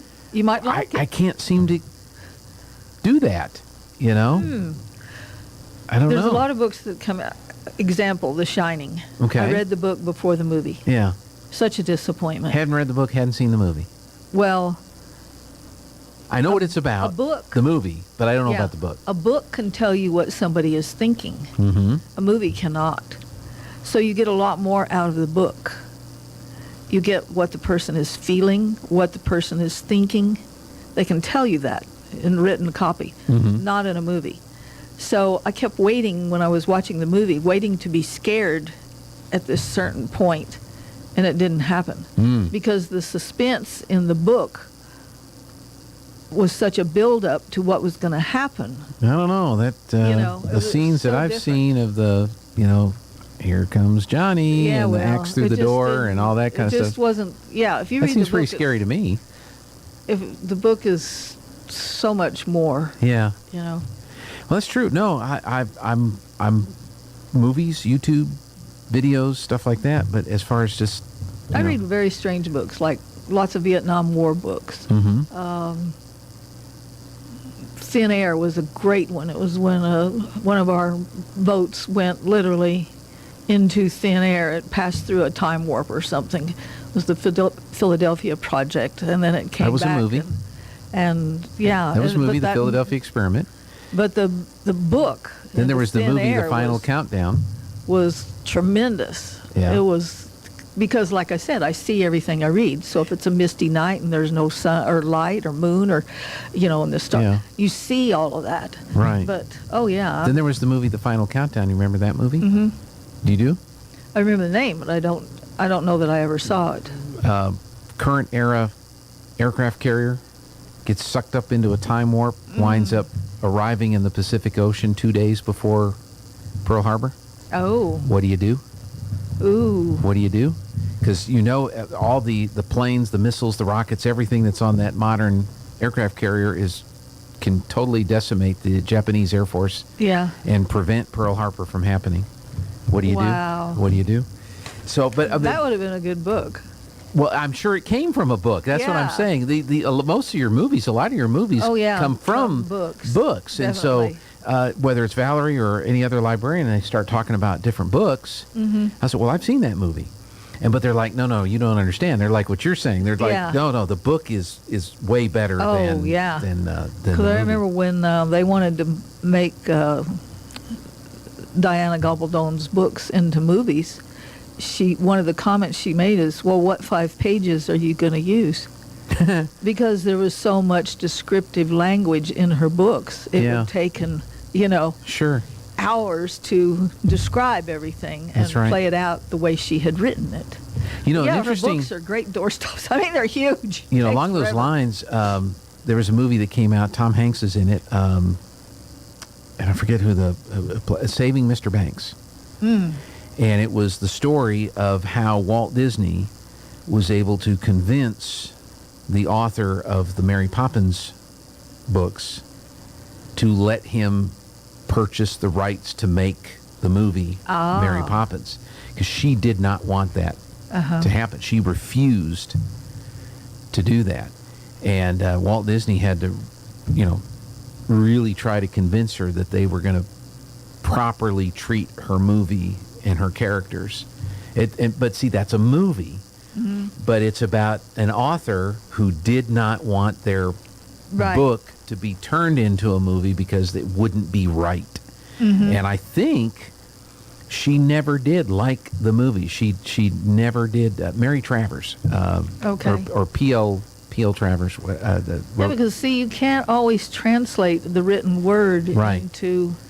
Right, but sometimes as an author, you just have to let it go and let Hollywood do their treatment to it, because it can't be the same. No, it's not going to be. But you got to let them try to do it at some point. And some authors are really sticklers for that. I understand the guy that wrote the Dirk Pitt character, Clive Cussler, was a real jerk on the movie sets. And there were at least 2 movies that were made from his novels and his character, and they were like 20 years apart, because the first one he hated so bad and it was so terrible, and he was never going to do it again until the second one came out, and then that ruined it forever. No one is ever going to make a Clive Cussler novel until he dies.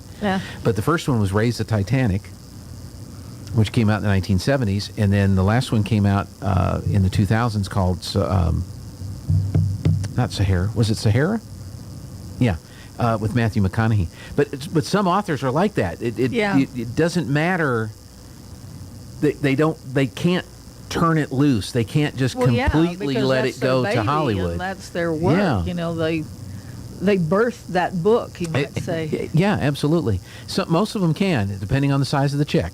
Well, okay, maybe. fine. I wrote the book. The movie's not anything like it, but I got a big fat payday, and I'm living on a beach in the Caribbean.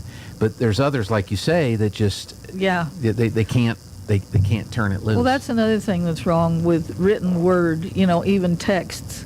You write something, and somebody better know you really well because they may take it wrong. Oh yeah. You can read 4 words 5 different ways, depending on how the person reads, and they could be really mad at you or really happy with you. If you ever get a text that says, "We need to talk," yeah, you never know. Does the blood drain from your body and doom and gloom came, or ooh, you just won $1 million, or we need to talk. We need to talk. It can be translated in so many different ways. Oh yeah. But that's what's wrong with written word. You have to be very careful, and there's only so many ways to say. That's right. Hi, how you doing? There's only so many ways to say we need to talk. Yes. All right, we need to break. We're going to talk trash on the other side of the news. This is KSVP Artesia. News this hour from townhall.com. I'm Rich Thomason. Healthcare and retail among sectors of the economy leading the way in job creation last month. Labor Department reports a total of 315,000 jobs added across the economy in August. That compares with the addition of 528,000 jobs in July. Now, there was a hiring slowdown. The unemployment rate, 3.7%, compared with a 3.5% rate the month before. President Biden claims that American democracy is under assault. In his political speech last night, Mr. Biden once again blaming it all on former President Trump and his tens of millions of supporters. In a speech from outside Independence Hall in Philadelphia, the president issued a warning. Equality and democracy are under assault. And he didn't mince words. Donald Trump and the MAGA Republicans represent an extremism that threatens the very foundations of our republic. Mr. Biden appealed to the nation to remain optimistic and have the courage and commitment to preserve American democracy. In a pre-speech rebuttal, House Republican leader Kevin McCarthy accused the president of trying to disparage hard-working Americans. Greg Clugston, Washington. Former Republican Congressman J.D. Hayworth sees the Biden address as a big political misstep, one that he predicts will backfire on the president and the Democrats. The speech tonight is a campaign speech, a corrosive campaign speech that will not win votes, but will lose Mr. Biden any opportunity at a spot of fond remembrance in American history. A mask mandate returning to UC Berkeley, but this one is not for COVID. This one is for students who haven't had a flu shot. Stocks are sharply higher on Wall Street this morning following release of the jobs report. The Dow's up 263 points. More on these stories at townhall.com. This story is called The Ugly Truth About Timeshares. If you think you've done your family a favor by buying a timeshare, well, you need my help. Hello, I'm Chuck McDowell, founder and CEO of Wesley Financial Group. 10 years ago, I started helping folks cancel their timeshare. And the process started what's now called the timeshare cancellation industry. Timeshare is the only thing that you can buy that you can't tell me how much it's going to cost or when it's going to end. When you buy a timeshare, you give them a blank check to fill out any amount they want for annual maintenance and assessment fees. Sounds crazy, right? Well, the crazy thing is, this never ends. Stop the insanity today. Call my office now. I guarantee if we can't cancel your timeshare, you'll pay nothing. Were you lied to when buying a timeshare and want out? Get the facts about timeshare cancellation. Call Wesley now for your free information kit. 800-909-4747. 800-909-4747. 800-909-4747. UN experts are at Europe's largest nuclear power station, smack in the middle of a war zone in Ukraine. The BBC's Hugo Bishega reports from Kiev. 5 inspectors remain at the plant that's been at the center of concerns about a possible nuclear accident. They're assessing whether the facility has been damaged after weeks of shelling in the area. They're also monitoring the conditions under which the Ukrainian technicians are operating. It's still not clear what the inspectors managed to see yesterday and how long they'll be allowed to stay. Rafael Grossi, the head of the International Atomic Energy Agency, said the team had visited key locations and gathered important information. But there was still a lot to be done. Ukrainian President Volodymyr Zelensky complains that independent journalists were barred from covering the inspector's visit. And he says that allows the Russians to present a one-sided version of what's going on at the nuclear plant. News and analysis, townhall.com. Another high-profile, highly suspicious death in Russia. Russian news reports say the chairman of the board of Russia's largest private oil company fell out of a hospital window and died. The circumstances of Ravil Maganov's death were unclear. He was chairman of the board of Lukoil, which was one of the few Russian companies to publicly call for the end of Russia's military operation in Ukraine. A Lukoil statement said Maganov passed away after a severe illness but did not give details. The state news agency TASS says Maganov committed suicide while being treated at Central Clinical Hospital. Keith Peters reporting. Another day with no drinkable water and in many cases no water at all for residents of Jackson, Mississippi. Efforts ongoing to get the city's flood-damaged water treatment facilities back online. Some residents say the water problems in Jackson have been building for a number of years. More on these stories at townhall.com. Today's KSVIPs are Margie and Pete Franco. Margie and Pete celebrated their 31st wedding anniversary on August 31st. Happy anniversary. We hope you had a terrific day with many more to come. With love from your adoring fans. Today, Margie and Pete, you're going to receive a flower from Lovebud Floral and KSVP. Today's KSVIP, Margie and Pete Franco.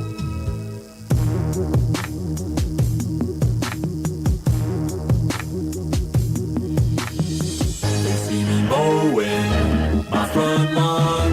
I know they're all thinking I'm so white and nerdy. Think I'm just too white and nerdy. Think I'm just too white and nerdy. Can't you see I'm white and nerdy? Look at me, I'm white and nerdy. I wanna roll with the gangsters, but so far they all think I'm too white and nerdy. Think I'm just too white and nerdy. Think I'm just too white and nerdy. I'm just too white and nerdy. Really, really white and First in my class there at MIT. Got skills, I'm a champion of D&D. MC Escher, that's my favorite MC. Keep your 40 out, just have an Earl Grey tea. My rims never spin, to the contrary. You'll find that they're quite stationary. All of my action figures are cherry. Stephen Hawking. Hey, back on the Good Morning Artesia radio show. Welcome back to Friday, and Linda Stevens is with us from Artesia Clean and Wonderful. It's a running joke. You know, one other thought on language or words or how things are written. Yeah. I was telling Linda, Jeffrey and I talked about this yesterday. The Red Cross put out their safety tips for a safe Labor Day weekend.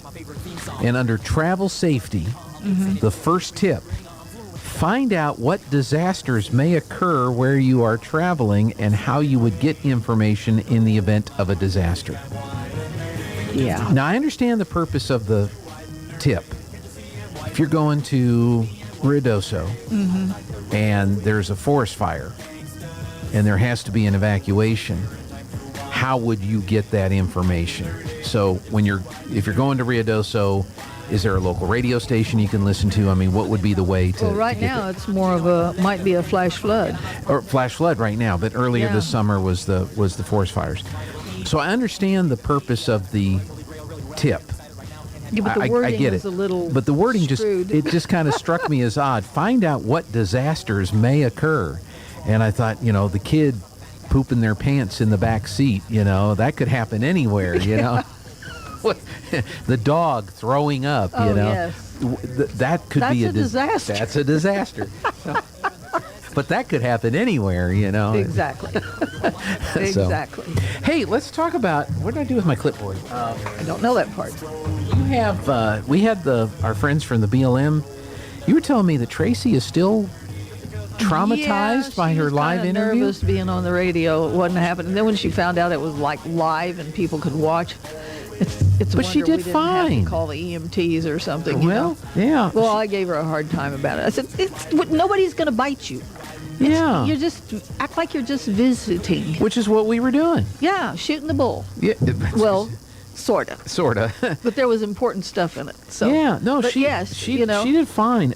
So the website is up and active, and people can go ahead and sign up, and it's really And I forgot to tell Jeffrey the website so he could pull it up on the screen.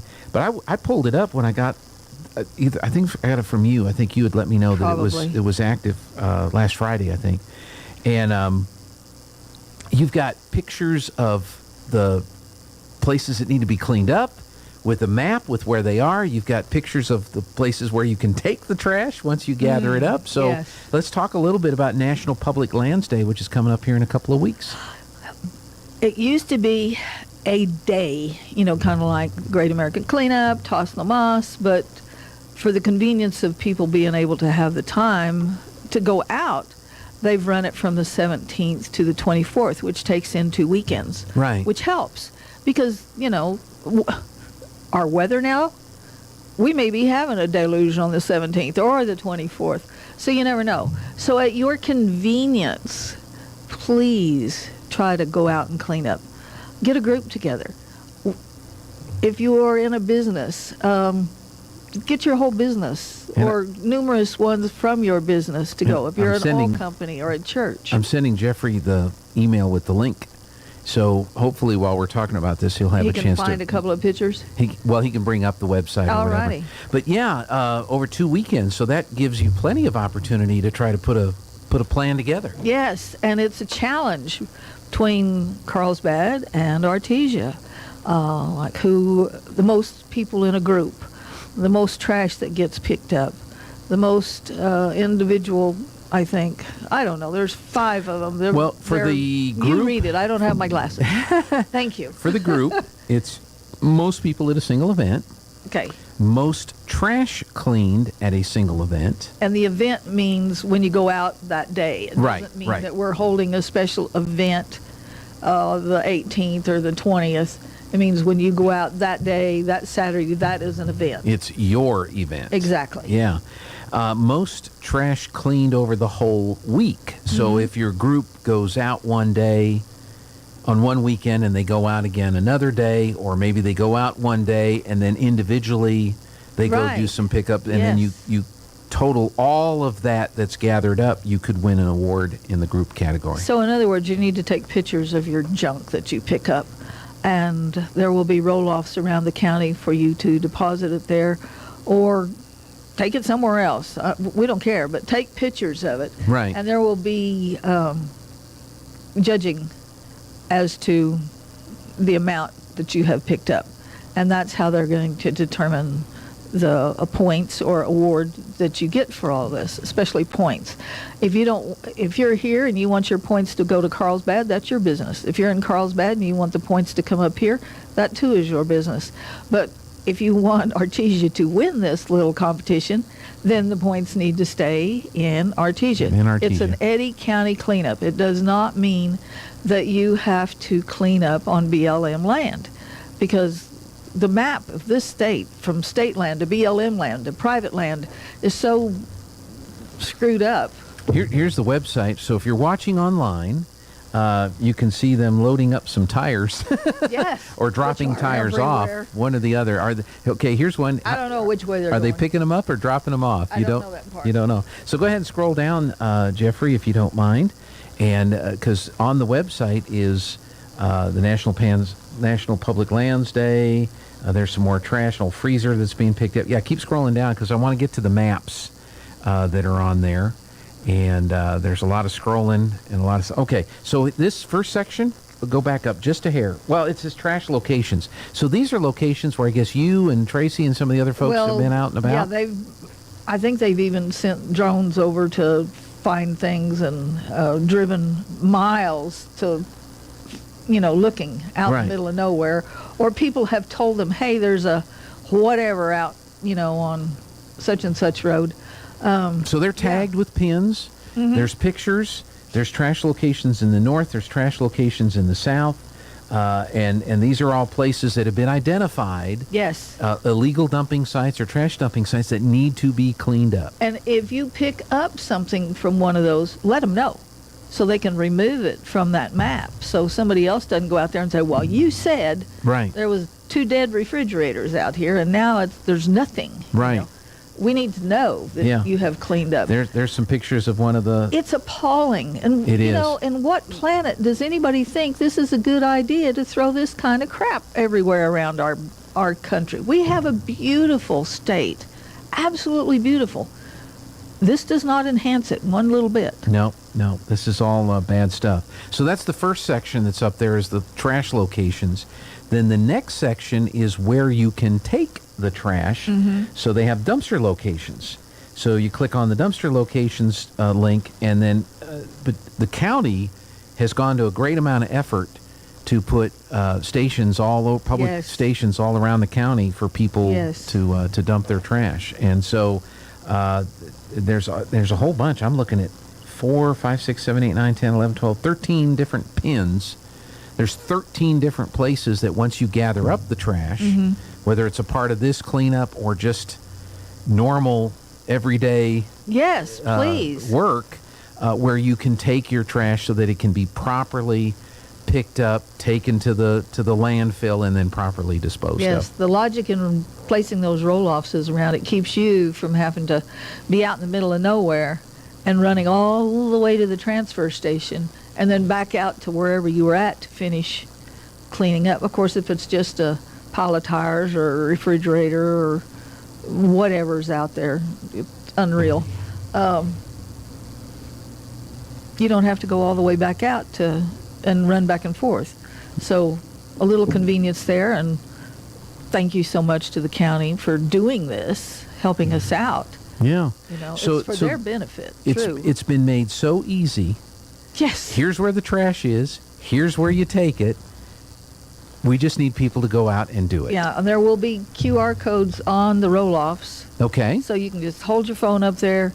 You can send your photos. You can find information on how to send or where to send, or, you know, you can't get any more simpler than this. So, but we've got to have people get out there. You know, it's not going to help if you don't do your part. If you want to clean your neighborhoods here in town, if you want to clean your alleys, the draw, the parks, the 13th, 26th, you know, they always need it. Some strange person in town thinks 13th is their garbage can. Yeah.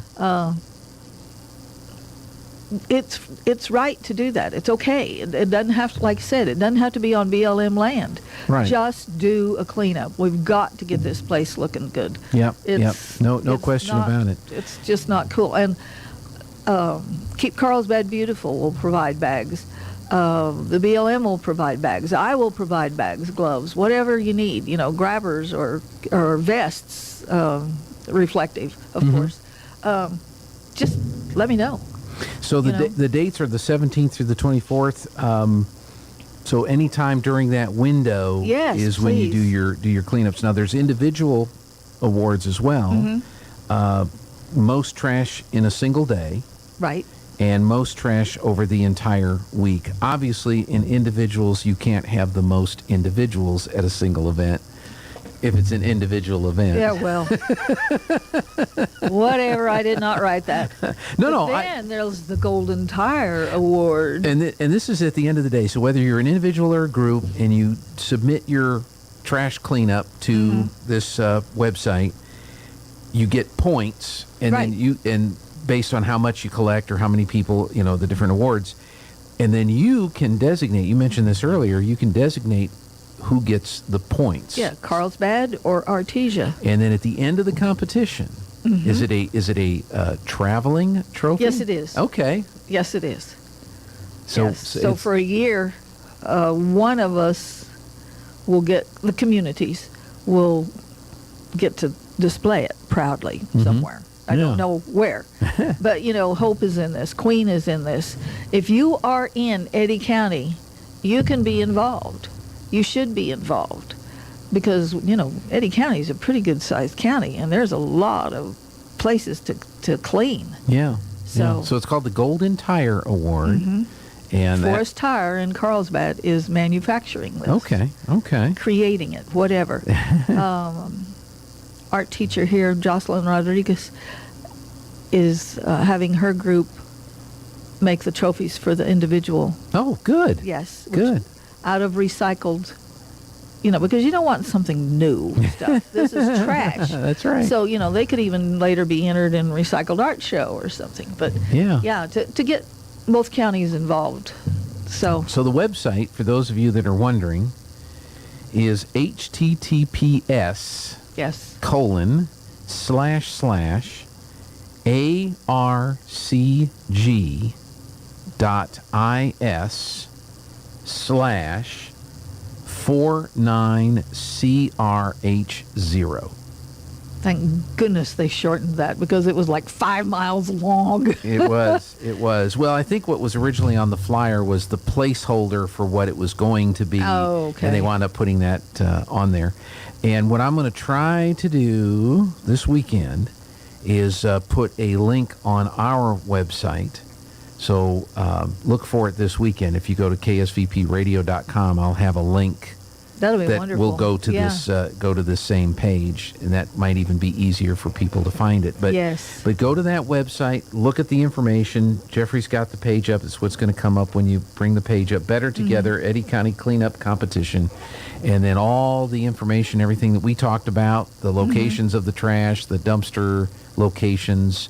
I think that the QR codes for some of that stuff is all on that website. But if you make it a fun competition, like one youth group against another youth group, or one church against another one, or one oil company against another one, or one against 3 of them, maybe however you want to do it. Maybe there's a business that has multiple branches, and so they've got a Carlsbad branch and an Artesia branch, and so Forest Tire, I know, has one in Carlsbad and one here. Yes, that would be a great example of yes. Well, you may make the trophy, but by golly, we're going to pick up the most trash. So there. However you want to do it, we need that competition to, I guess, motivate people to get out and pick up trash. Is it fun? No. Can it be? Sure. Yeah. And you never know what you might find. And again, if you need bags, trash bags. Yes, there's 3 places to get a hold of us, to get, because you don't have to provide your own unless you're just really picky and you love your colors or something. We'll provide all that for you. So all you have to do is, hey, Linda, we need bags. Yeah. And I'm going to say, no problem. How many would you like? That's right. That's right. And you've got a limited supply of like gloves and stuff like that. I will have more shortly. Okay. Yes. Good. So, because I would highly recommend wearing gloves when you're doing the cleanup. Well, yeah. Because you never know what you're going to... Because they're fabric, but... Well, it's better than nothing. This is true. Yeah. And you have enough, hopefully, you have enough sense to know when you're picking up something. If it's full of thorns, figure that out before you grab it,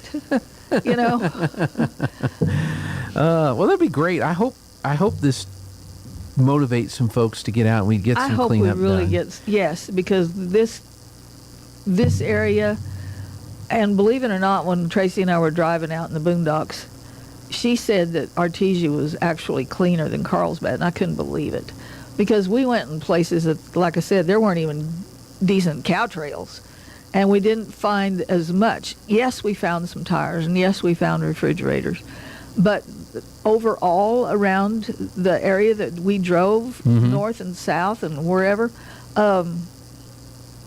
now, it's not saying it isn't there hiding somewhere, but we didn't see it. Yeah. So, well, there's some of that, and hopefully as part of companies that work out in the oil patch, part of their safety training programs, you ought to invite Linda or Tracy to come in and talk trash to your folks about just throwing trash. I have heard that rigs out there will keep their sites clean, and if there is junk or trash, they'll pull all their crew off and say, you get out here and clean up this mess. Good. Good. That's good to know. Yes, it is. I was amazed, because they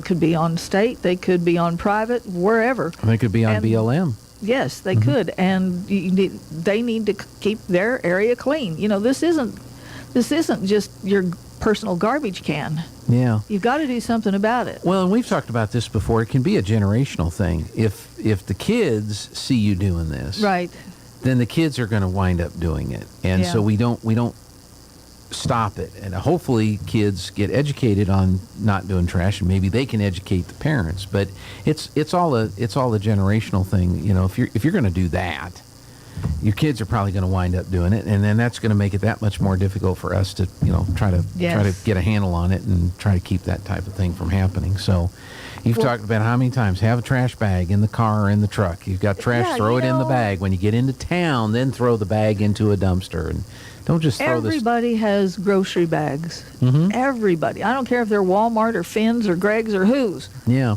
There's a plastic bag. And, they do not take up much space. You That's can right. fold those things flat as a pancake.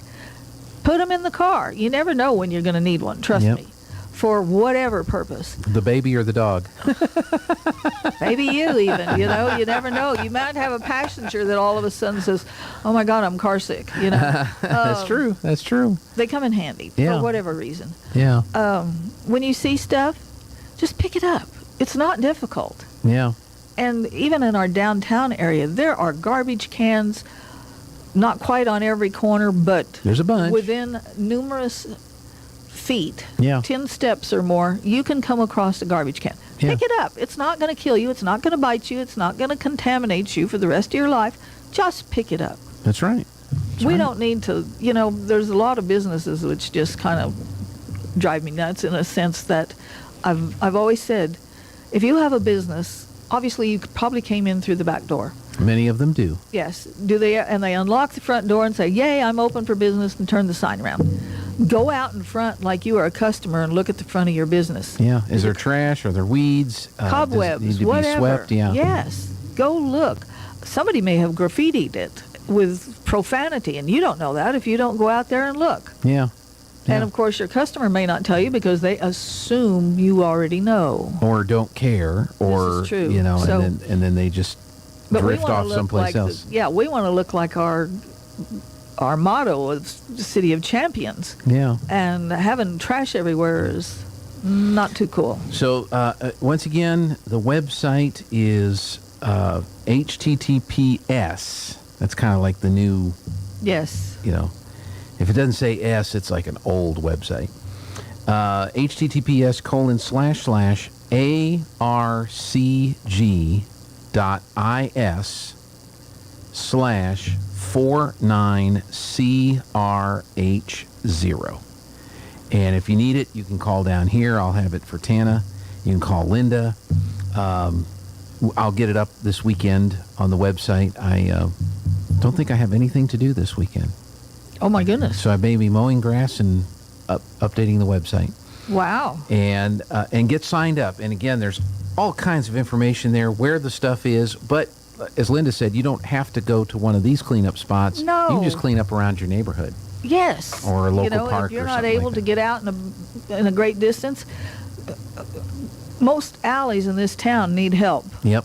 There's some of them that you can actually use a rake, which is really sad. Or there may be an older person that doesn't have the resources to have their stuff cleaned up, and you might need to run the mower over their lawn or pick up in their alleyway as a little act of kindness. Yes. Mowing the lawn doesn't help with the public lands day, but it might be just a nice gesture to do for a neighbor that could use a little help. So we'll get it all done. Linda, what's that number if folks want to call you and say... You, me? Yes. Oh, 575-513-0143.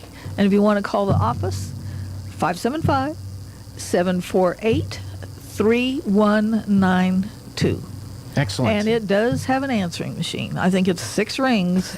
So if I'm not sitting there, and sometimes I actually leave the building. I know. Or I walk upstairs, and that's exactly when the phone rings. That's right. Well, you need to walk upstairs more often. Yeah, well, I used to be, before my knee was killing me, I could fly down that stairs and be there before 4 rings were up, but not so much anymore. There you go. All right, Linda, thank you as always, and we'll see you next week. All righty. And we're going to take a break, get the Zoom room open up, get Aaron in here. Jennifer here from Trustmark Roofing, and I know you've heard me say that you can trust Trustmark, but I want you to know what that looks like in real life. A few years ago, we installed a beautiful new roof for an older woman who was recently widowed. She was an artist, and colors were really important to her. So when she said she didn't like the color of a brand new roof, we took that seriously. She had picked the color and signed off on it, but I just kept thinking, if she's going to walk into her house every day and be disappointed, then we're just going to redo it. So we did. We ripped that beautiful new roof off and replaced it with a slightly different color, and she was thrilled. Yes, it cost us quite a bit of money to make her happy, but I want you to know you can trust Trustmark to make it exactly right every time. If you have any roofing needs, call us at 575-755-ROOF or find us online at trustmarkroofpros.com. Trustmark Roofing, we put people first. Eddy County is an equal opportunity employer and has numerous positions to fill. The county is hiring a firefighter EMT, both certified and uncertified, a fire captain, Deputy Sheriff 1 uncertified, Deputy Sheriff 2 certified, a finance specialist accounts payable, a maintenance tech 1 and 2, detention officer, detention nurses full and part-time, light equipment roll-off operator C, and landfill laborer. The county offers competitive wages and great benefits. Details and applications are at eddycounty.org with help available at any New Mexico Workforce Connection office. When I was young, I thought I had forever to prepare for retirement. But as the years went by, retirement got closer and closer. And, well, I wish I'd have started saving 10 years earlier. How you spend your retirement depends on what you do now while you're still working. We've helped a lot of area seniors prepare for retirement. Stop in and see us about saving for yours. Western Bank of Artesia. We're big on you. Member FDIC. Artesia Plumbing, Heating, and Cooling, home-owned and operated for over 50 years, are here for all of your plumbing, heating, and cooling needs. Artesia Plumbing, Heating, and Cooling has the expertise to install residential, commercial, and industrial air conditioning units, including the conversion of evaporative coolers to refrigerated air systems. Cut cooling costs with high-efficiency Carrier units from Artesia Plumbing, Heating, and Cooling, your authorized Carrier dealer. Artesia Plumbing, Heating, and Cooling, a proud sponsor of Artesia Bulldogs and our community for over 50 years. Artesia High School Bulldogs Sports is made possible thanks to Buckhorn Production, LLC. Founded in 2021, Buckhorn Production, LLC operates over 200 wells in the Permian Basin. Like the Artesia Bulldogs, Buckhorn Production, LLC strives for excellence in all of our operations. We encourage all of our employees to be great members of our community and encourage you to join them in supporting all of our athletes, students, teachers, and administrators. Buckhorn Production, LLC, proud to support the Artesia Bulldogs.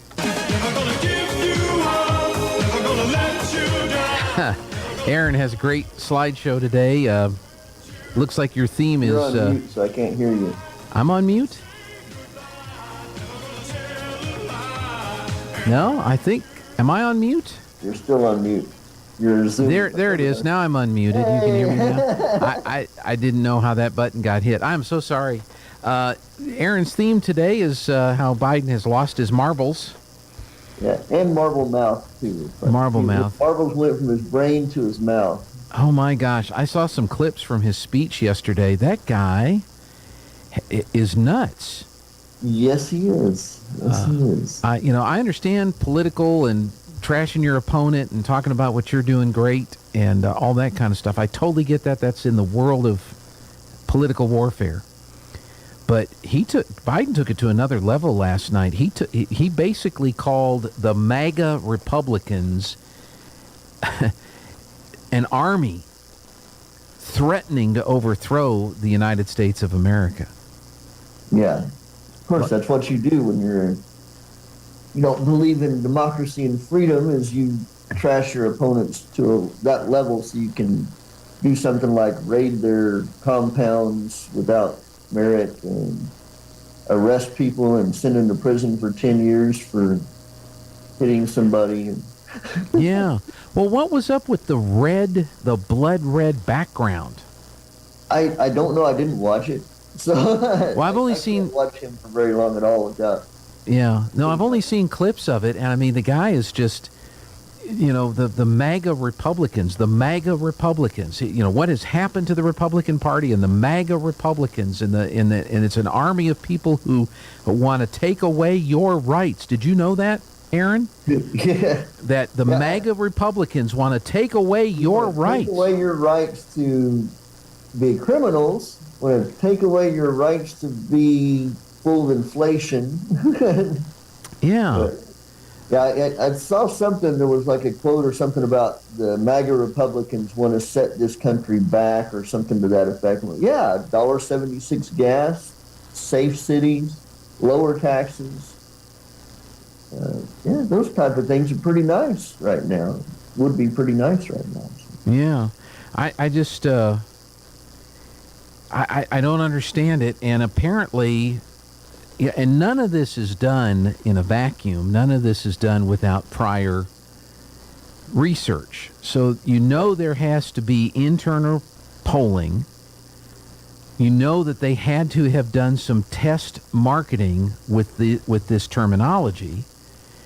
And they apparently think that it will work for them, that there is a voter out there thinking about maybe getting interested in paying attention to what's going on for the midterms.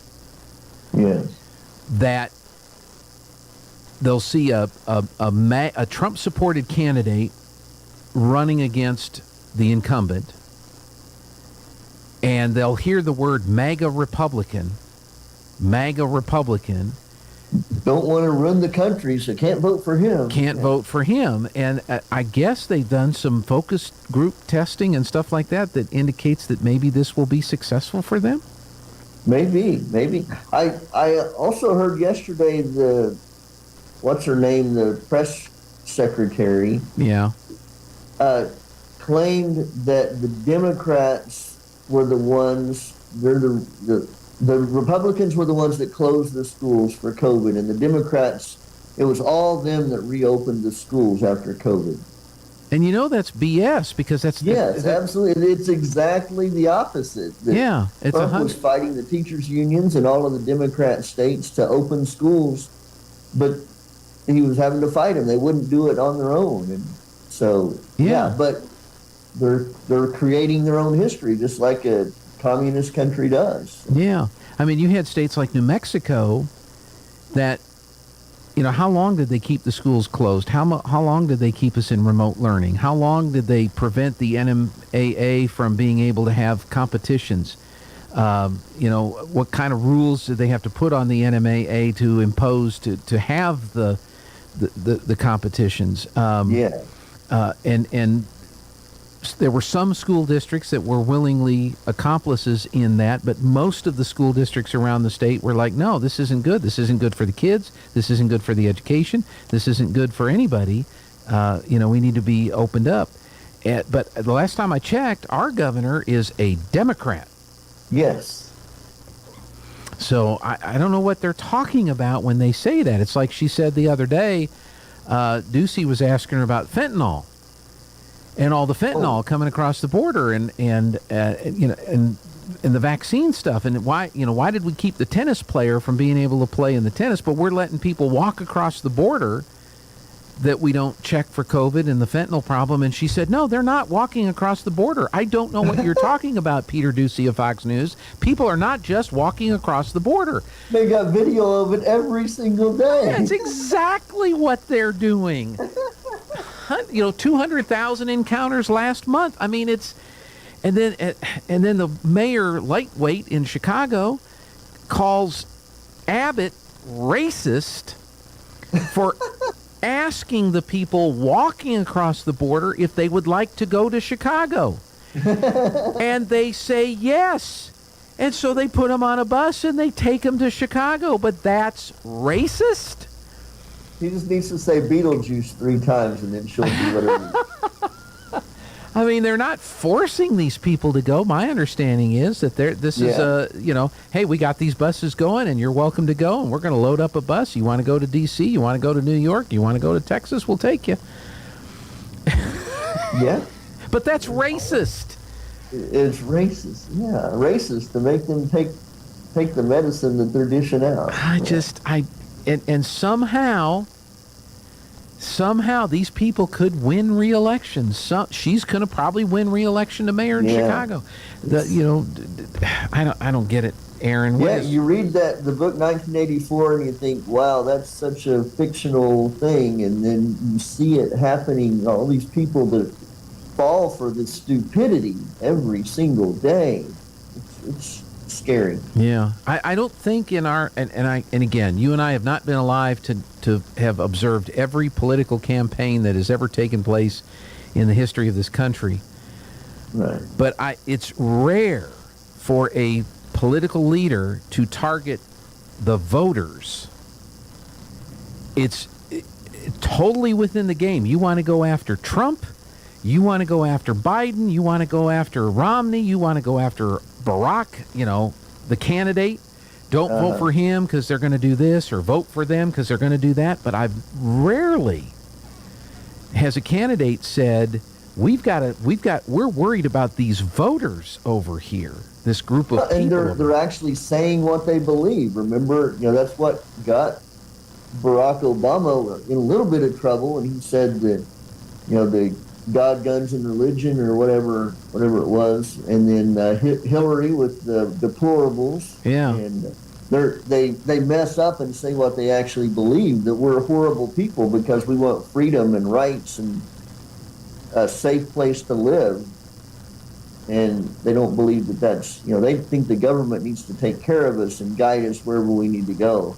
Yeah. And if we don't go with that, then we're the bad people. Seeing your marble things reminds me, when I first got into radio, they wanted to ensure that you enunciate. When you speak words, you have to enunciate. And so what they do is you fill your mouth with marbles. And then they hand you your copy, and you have to read the copy and enunciate as best you can. And as you improve and as you get going along, they remove a marble. And after you've lost all your marbles, you can talk. You can be on the radio. True story. I am an example of that. I lost my marbles a long time ago, and they said, now you can talk on the radio. Do you have a story for us as we head into? I've got 3 short ones here for you. Excellent. Or just short jokes. Okay. I just realized my countertop is made of marble. I've been taking it for granted all these years. That's good.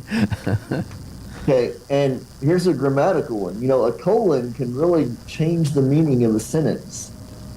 Here's an example. The marbles fell out of my pocket versus the marbles fell out of my colon.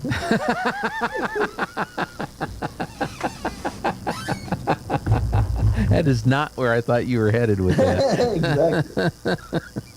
My last one. This one, if you think about it, this has a lot of meaning. Okay. What happens if you drop a blue marble in a red sea? What happens if you drop a blue marble in a red sea? Yes. It sinks? Yes. Okay. That's it? That's it. Okay, don't overthink it. Think about that. If you have a sea of red, you can sink the blue. You can sink the blue. There you go. There you go. You're getting older when it feels like the morning after, but you didn't go anywhere last night. Right? This was on the Senior Center September newsletter, so that's a great joke from them. Good. So, all right. Well, Monday, I'm guessing there's no trading, no holiday, no report. That's correct. We will be closed Mondays. Well, you know what? Our office will be closed on Monday. All right. Very good. And I have to be a little specific because we never go off the air. Right. There's always something being broadcast on all of our stations for people to listen to. But the office will be closed, and we will not be doing a morning show that day. So, very good. So let's, until Tuesday's report, let's get our mid-morning market update. All right. This is Aaron Irving with LPL Financial, member of FINRA and the SIPC, bringing you your mid-morning stock market report for Friday, September the 2nd. Stocks rose today, cutting losses for the week as August job report came in about as expected. The data eased fears that a hotter labor market would give the Federal Reserve leeway to get more aggressive with its rate hikes. The Dow Jones Industrial Average rose about 1%, while the S&P 500 advanced 1.2% and climbed back above the 4,000 level. The NASDAQ was recently up 1.3%. Investors were comforted by the highly anticipated jobs report, which showed the economy added 315,000 jobs for the month, which was just under the Dow Jones estimate for 318,000. The unemployment rate rose to 3.7%, which was 0.2 of a percentage point higher than expectations.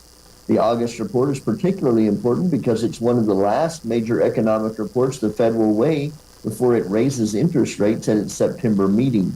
This data point could help the central bank determine whether a 75 basis point rate hike is in the cards. The last major economic report of note will be the August CPI on September 13th and is more likely to determine how aggressive the Fed needs to be in the near term. The Dow and S&P 500 ended the day yesterday higher, kicking off September, snapping 4 days of losses. Still, the major averages are set to end the week lower and notch their third negative week in a row after slumping in the last days of August. The Dow and S&P 500 are set to post a weekly decline of more than 1.5%, while the NASDAQ composite is on pace to fall 2.5% for the week. Stocks have been weighed down by hawkish comments from Federal Reserve officials signaling that interest rate hikes aren't going away anytime soon. Also, shares of retailer Lululemon jumped nearly 10% after reporting quarterly results that beat Wall Street's expectations. Currently, the Dow Jones Industrial Average is up 338 points to 31,994. The S&P 500 is 41 points higher at 4,007, and the NASDAQ Composite is up 111 points to 11,896. West Texas Intermediate crude is up $1.91 per barrel to $88.52. Stocks of local interest, HF Sinclair is up $2.54 a share to $53.64. Walmart is 89 cents higher at $135.37 a share. Duke Energy is up 55 cents a share to $108.74. And ConocoPhillips is $3.89 higher at $111.38 a share. This is Aaron Irving with Oakley & Irving Wealth Management, serving business owners and energy industry professionals in the Pecos Valley and beyond. You can find us at oiwealth.com. We're at our offices in Artesia and Carlsbad. You can call us at 575-887-7075. All indices are unmanaged and may not be invested into directly. Securities are offered through LPL Financial, member of FINRA, and the SIPC. All right. Well, you have a great weekend, and we'll talk to you again on Tuesday. All right. You do the same. Aaron will have the closing markets for you this afternoon at 4:30, and then we'll, because of the football coverage, the evening report will play either at 9:30 or 10:30 or both, depending on how the game coverage goes tonight.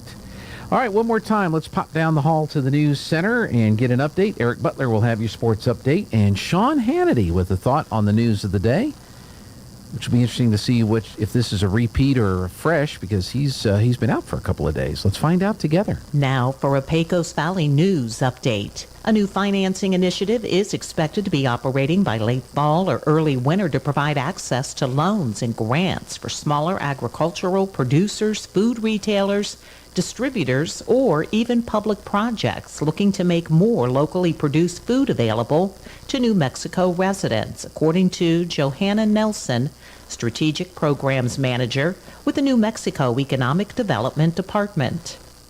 The Eastern New Mexico State Fair is about a month away. This year will mark 100 years. The community event will expand time set aside for people with special needs to enjoy the carnival and many other attractions during Special Needs Day on Tuesday, October 4th from 9 to 1. Hundreds of people, mostly kids, will have a few hours that Tuesday to enjoy themselves and take all the time needed to get on and off the rides. Now you're up to date. I'm Karen Johnson. Need to ship a package? Choose UPS. Need to ship a package UPS from Artesia? Bring your package to Brown Drug. Brown Drug wants to be your UPS shipping center in Artesia. Use Brown Drug as your UPS shipping center and we'll reward you by shipping your 11th package 5 pounds or less for free. If you want to make sure your package arrives on time, use UPS. The easy and convenient place to ship UPS in Artesia is Brown Drug at the corner of 4th and Washington.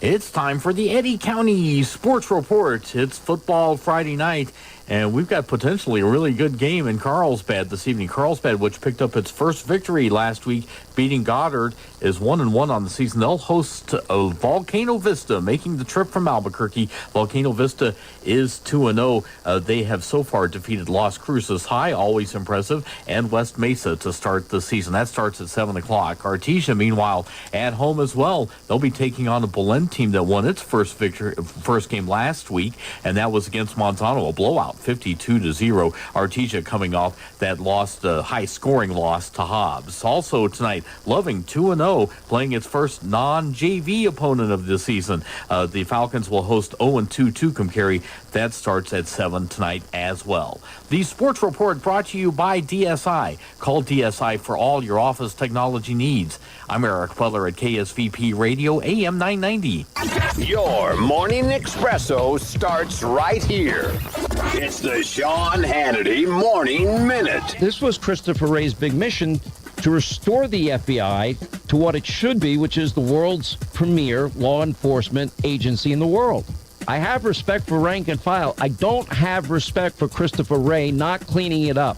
And it's even worse than that. Strzok gets a lucrative book deal, numerous appearances on TV. And I predicted at the time, if they're not held accountable, these people will be emboldened and we'll see more and more of this. And this is what we're now finding with the Mar-a-Lago raid. Despite, quote, heavy redactions from the DOJ in the affidavit, we can see that the FBI relied on news articles to justify their raid from fake news CBS. Are you kidding me? This is what the FBI is now reduced to? The Sean Hannity Show, from coast to coast, later today. The political season can be quite exhausting, and you do deserve to relax. You've heard me talking about how you can turn your own backyard into an oasis with the Michael Phelps Swim Spa by Master Spas. Master Spas is having their biggest sale ever with savings of up to $2,000. Now take advantage of this offer by heading to masterspas.com. Enter the promo code Hannity in the upper right-hand corner. That's promo code Hannity for up to $2,000 off. Just go to masterspas.com. Many families have been devastated by the toxic water at Camp Lejeune between 1953 and 1987. My name's Amber, and I'm an attorney at Dudley DeBosier. My father was stationed there during that time and later diagnosed with Parkinson's due to that exposure. So at Dudley DeBosier, not only do we know the law and understand how to navigate this, we're in the trenches with you. We're helping my family, and we'd like to help you. Dudley DeBosier is filing claims this week. Visit ddhelps.com. ddhelps.com.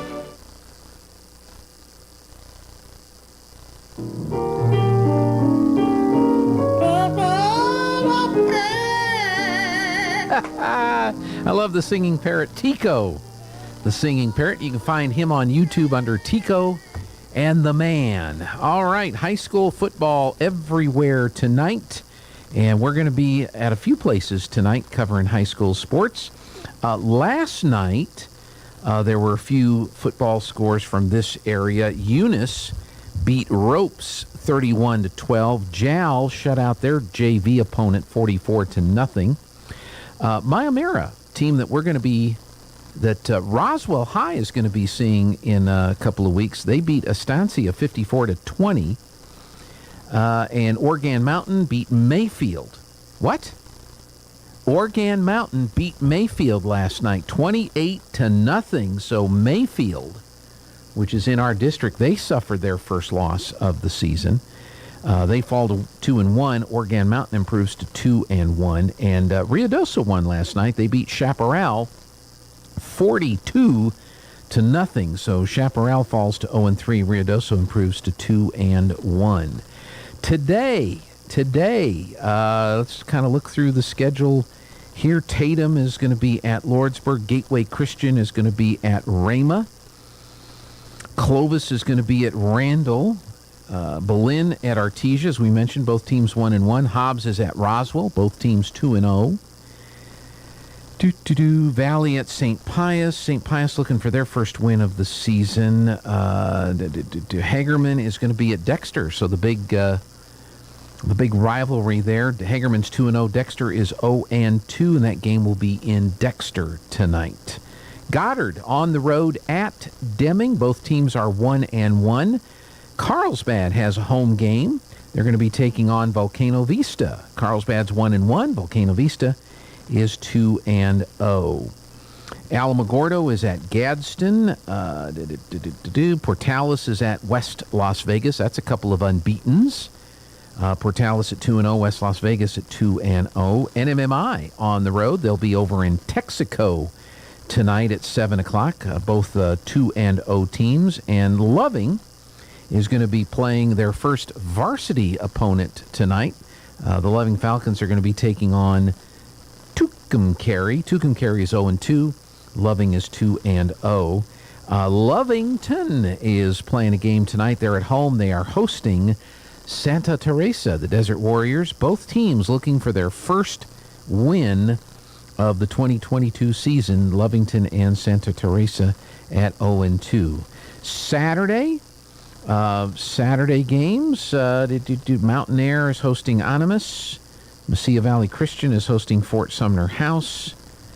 And it looks like a light Saturday schedule in New Mexico high school football. We will have crews at the Bulldog Bowl, at the Wool Bowl, and we'll have crews covering the Goddard-Deming game. So if you want to listen on the radio, you are on the right channel for the Bulldogs, 93.7 FM, 990 AM.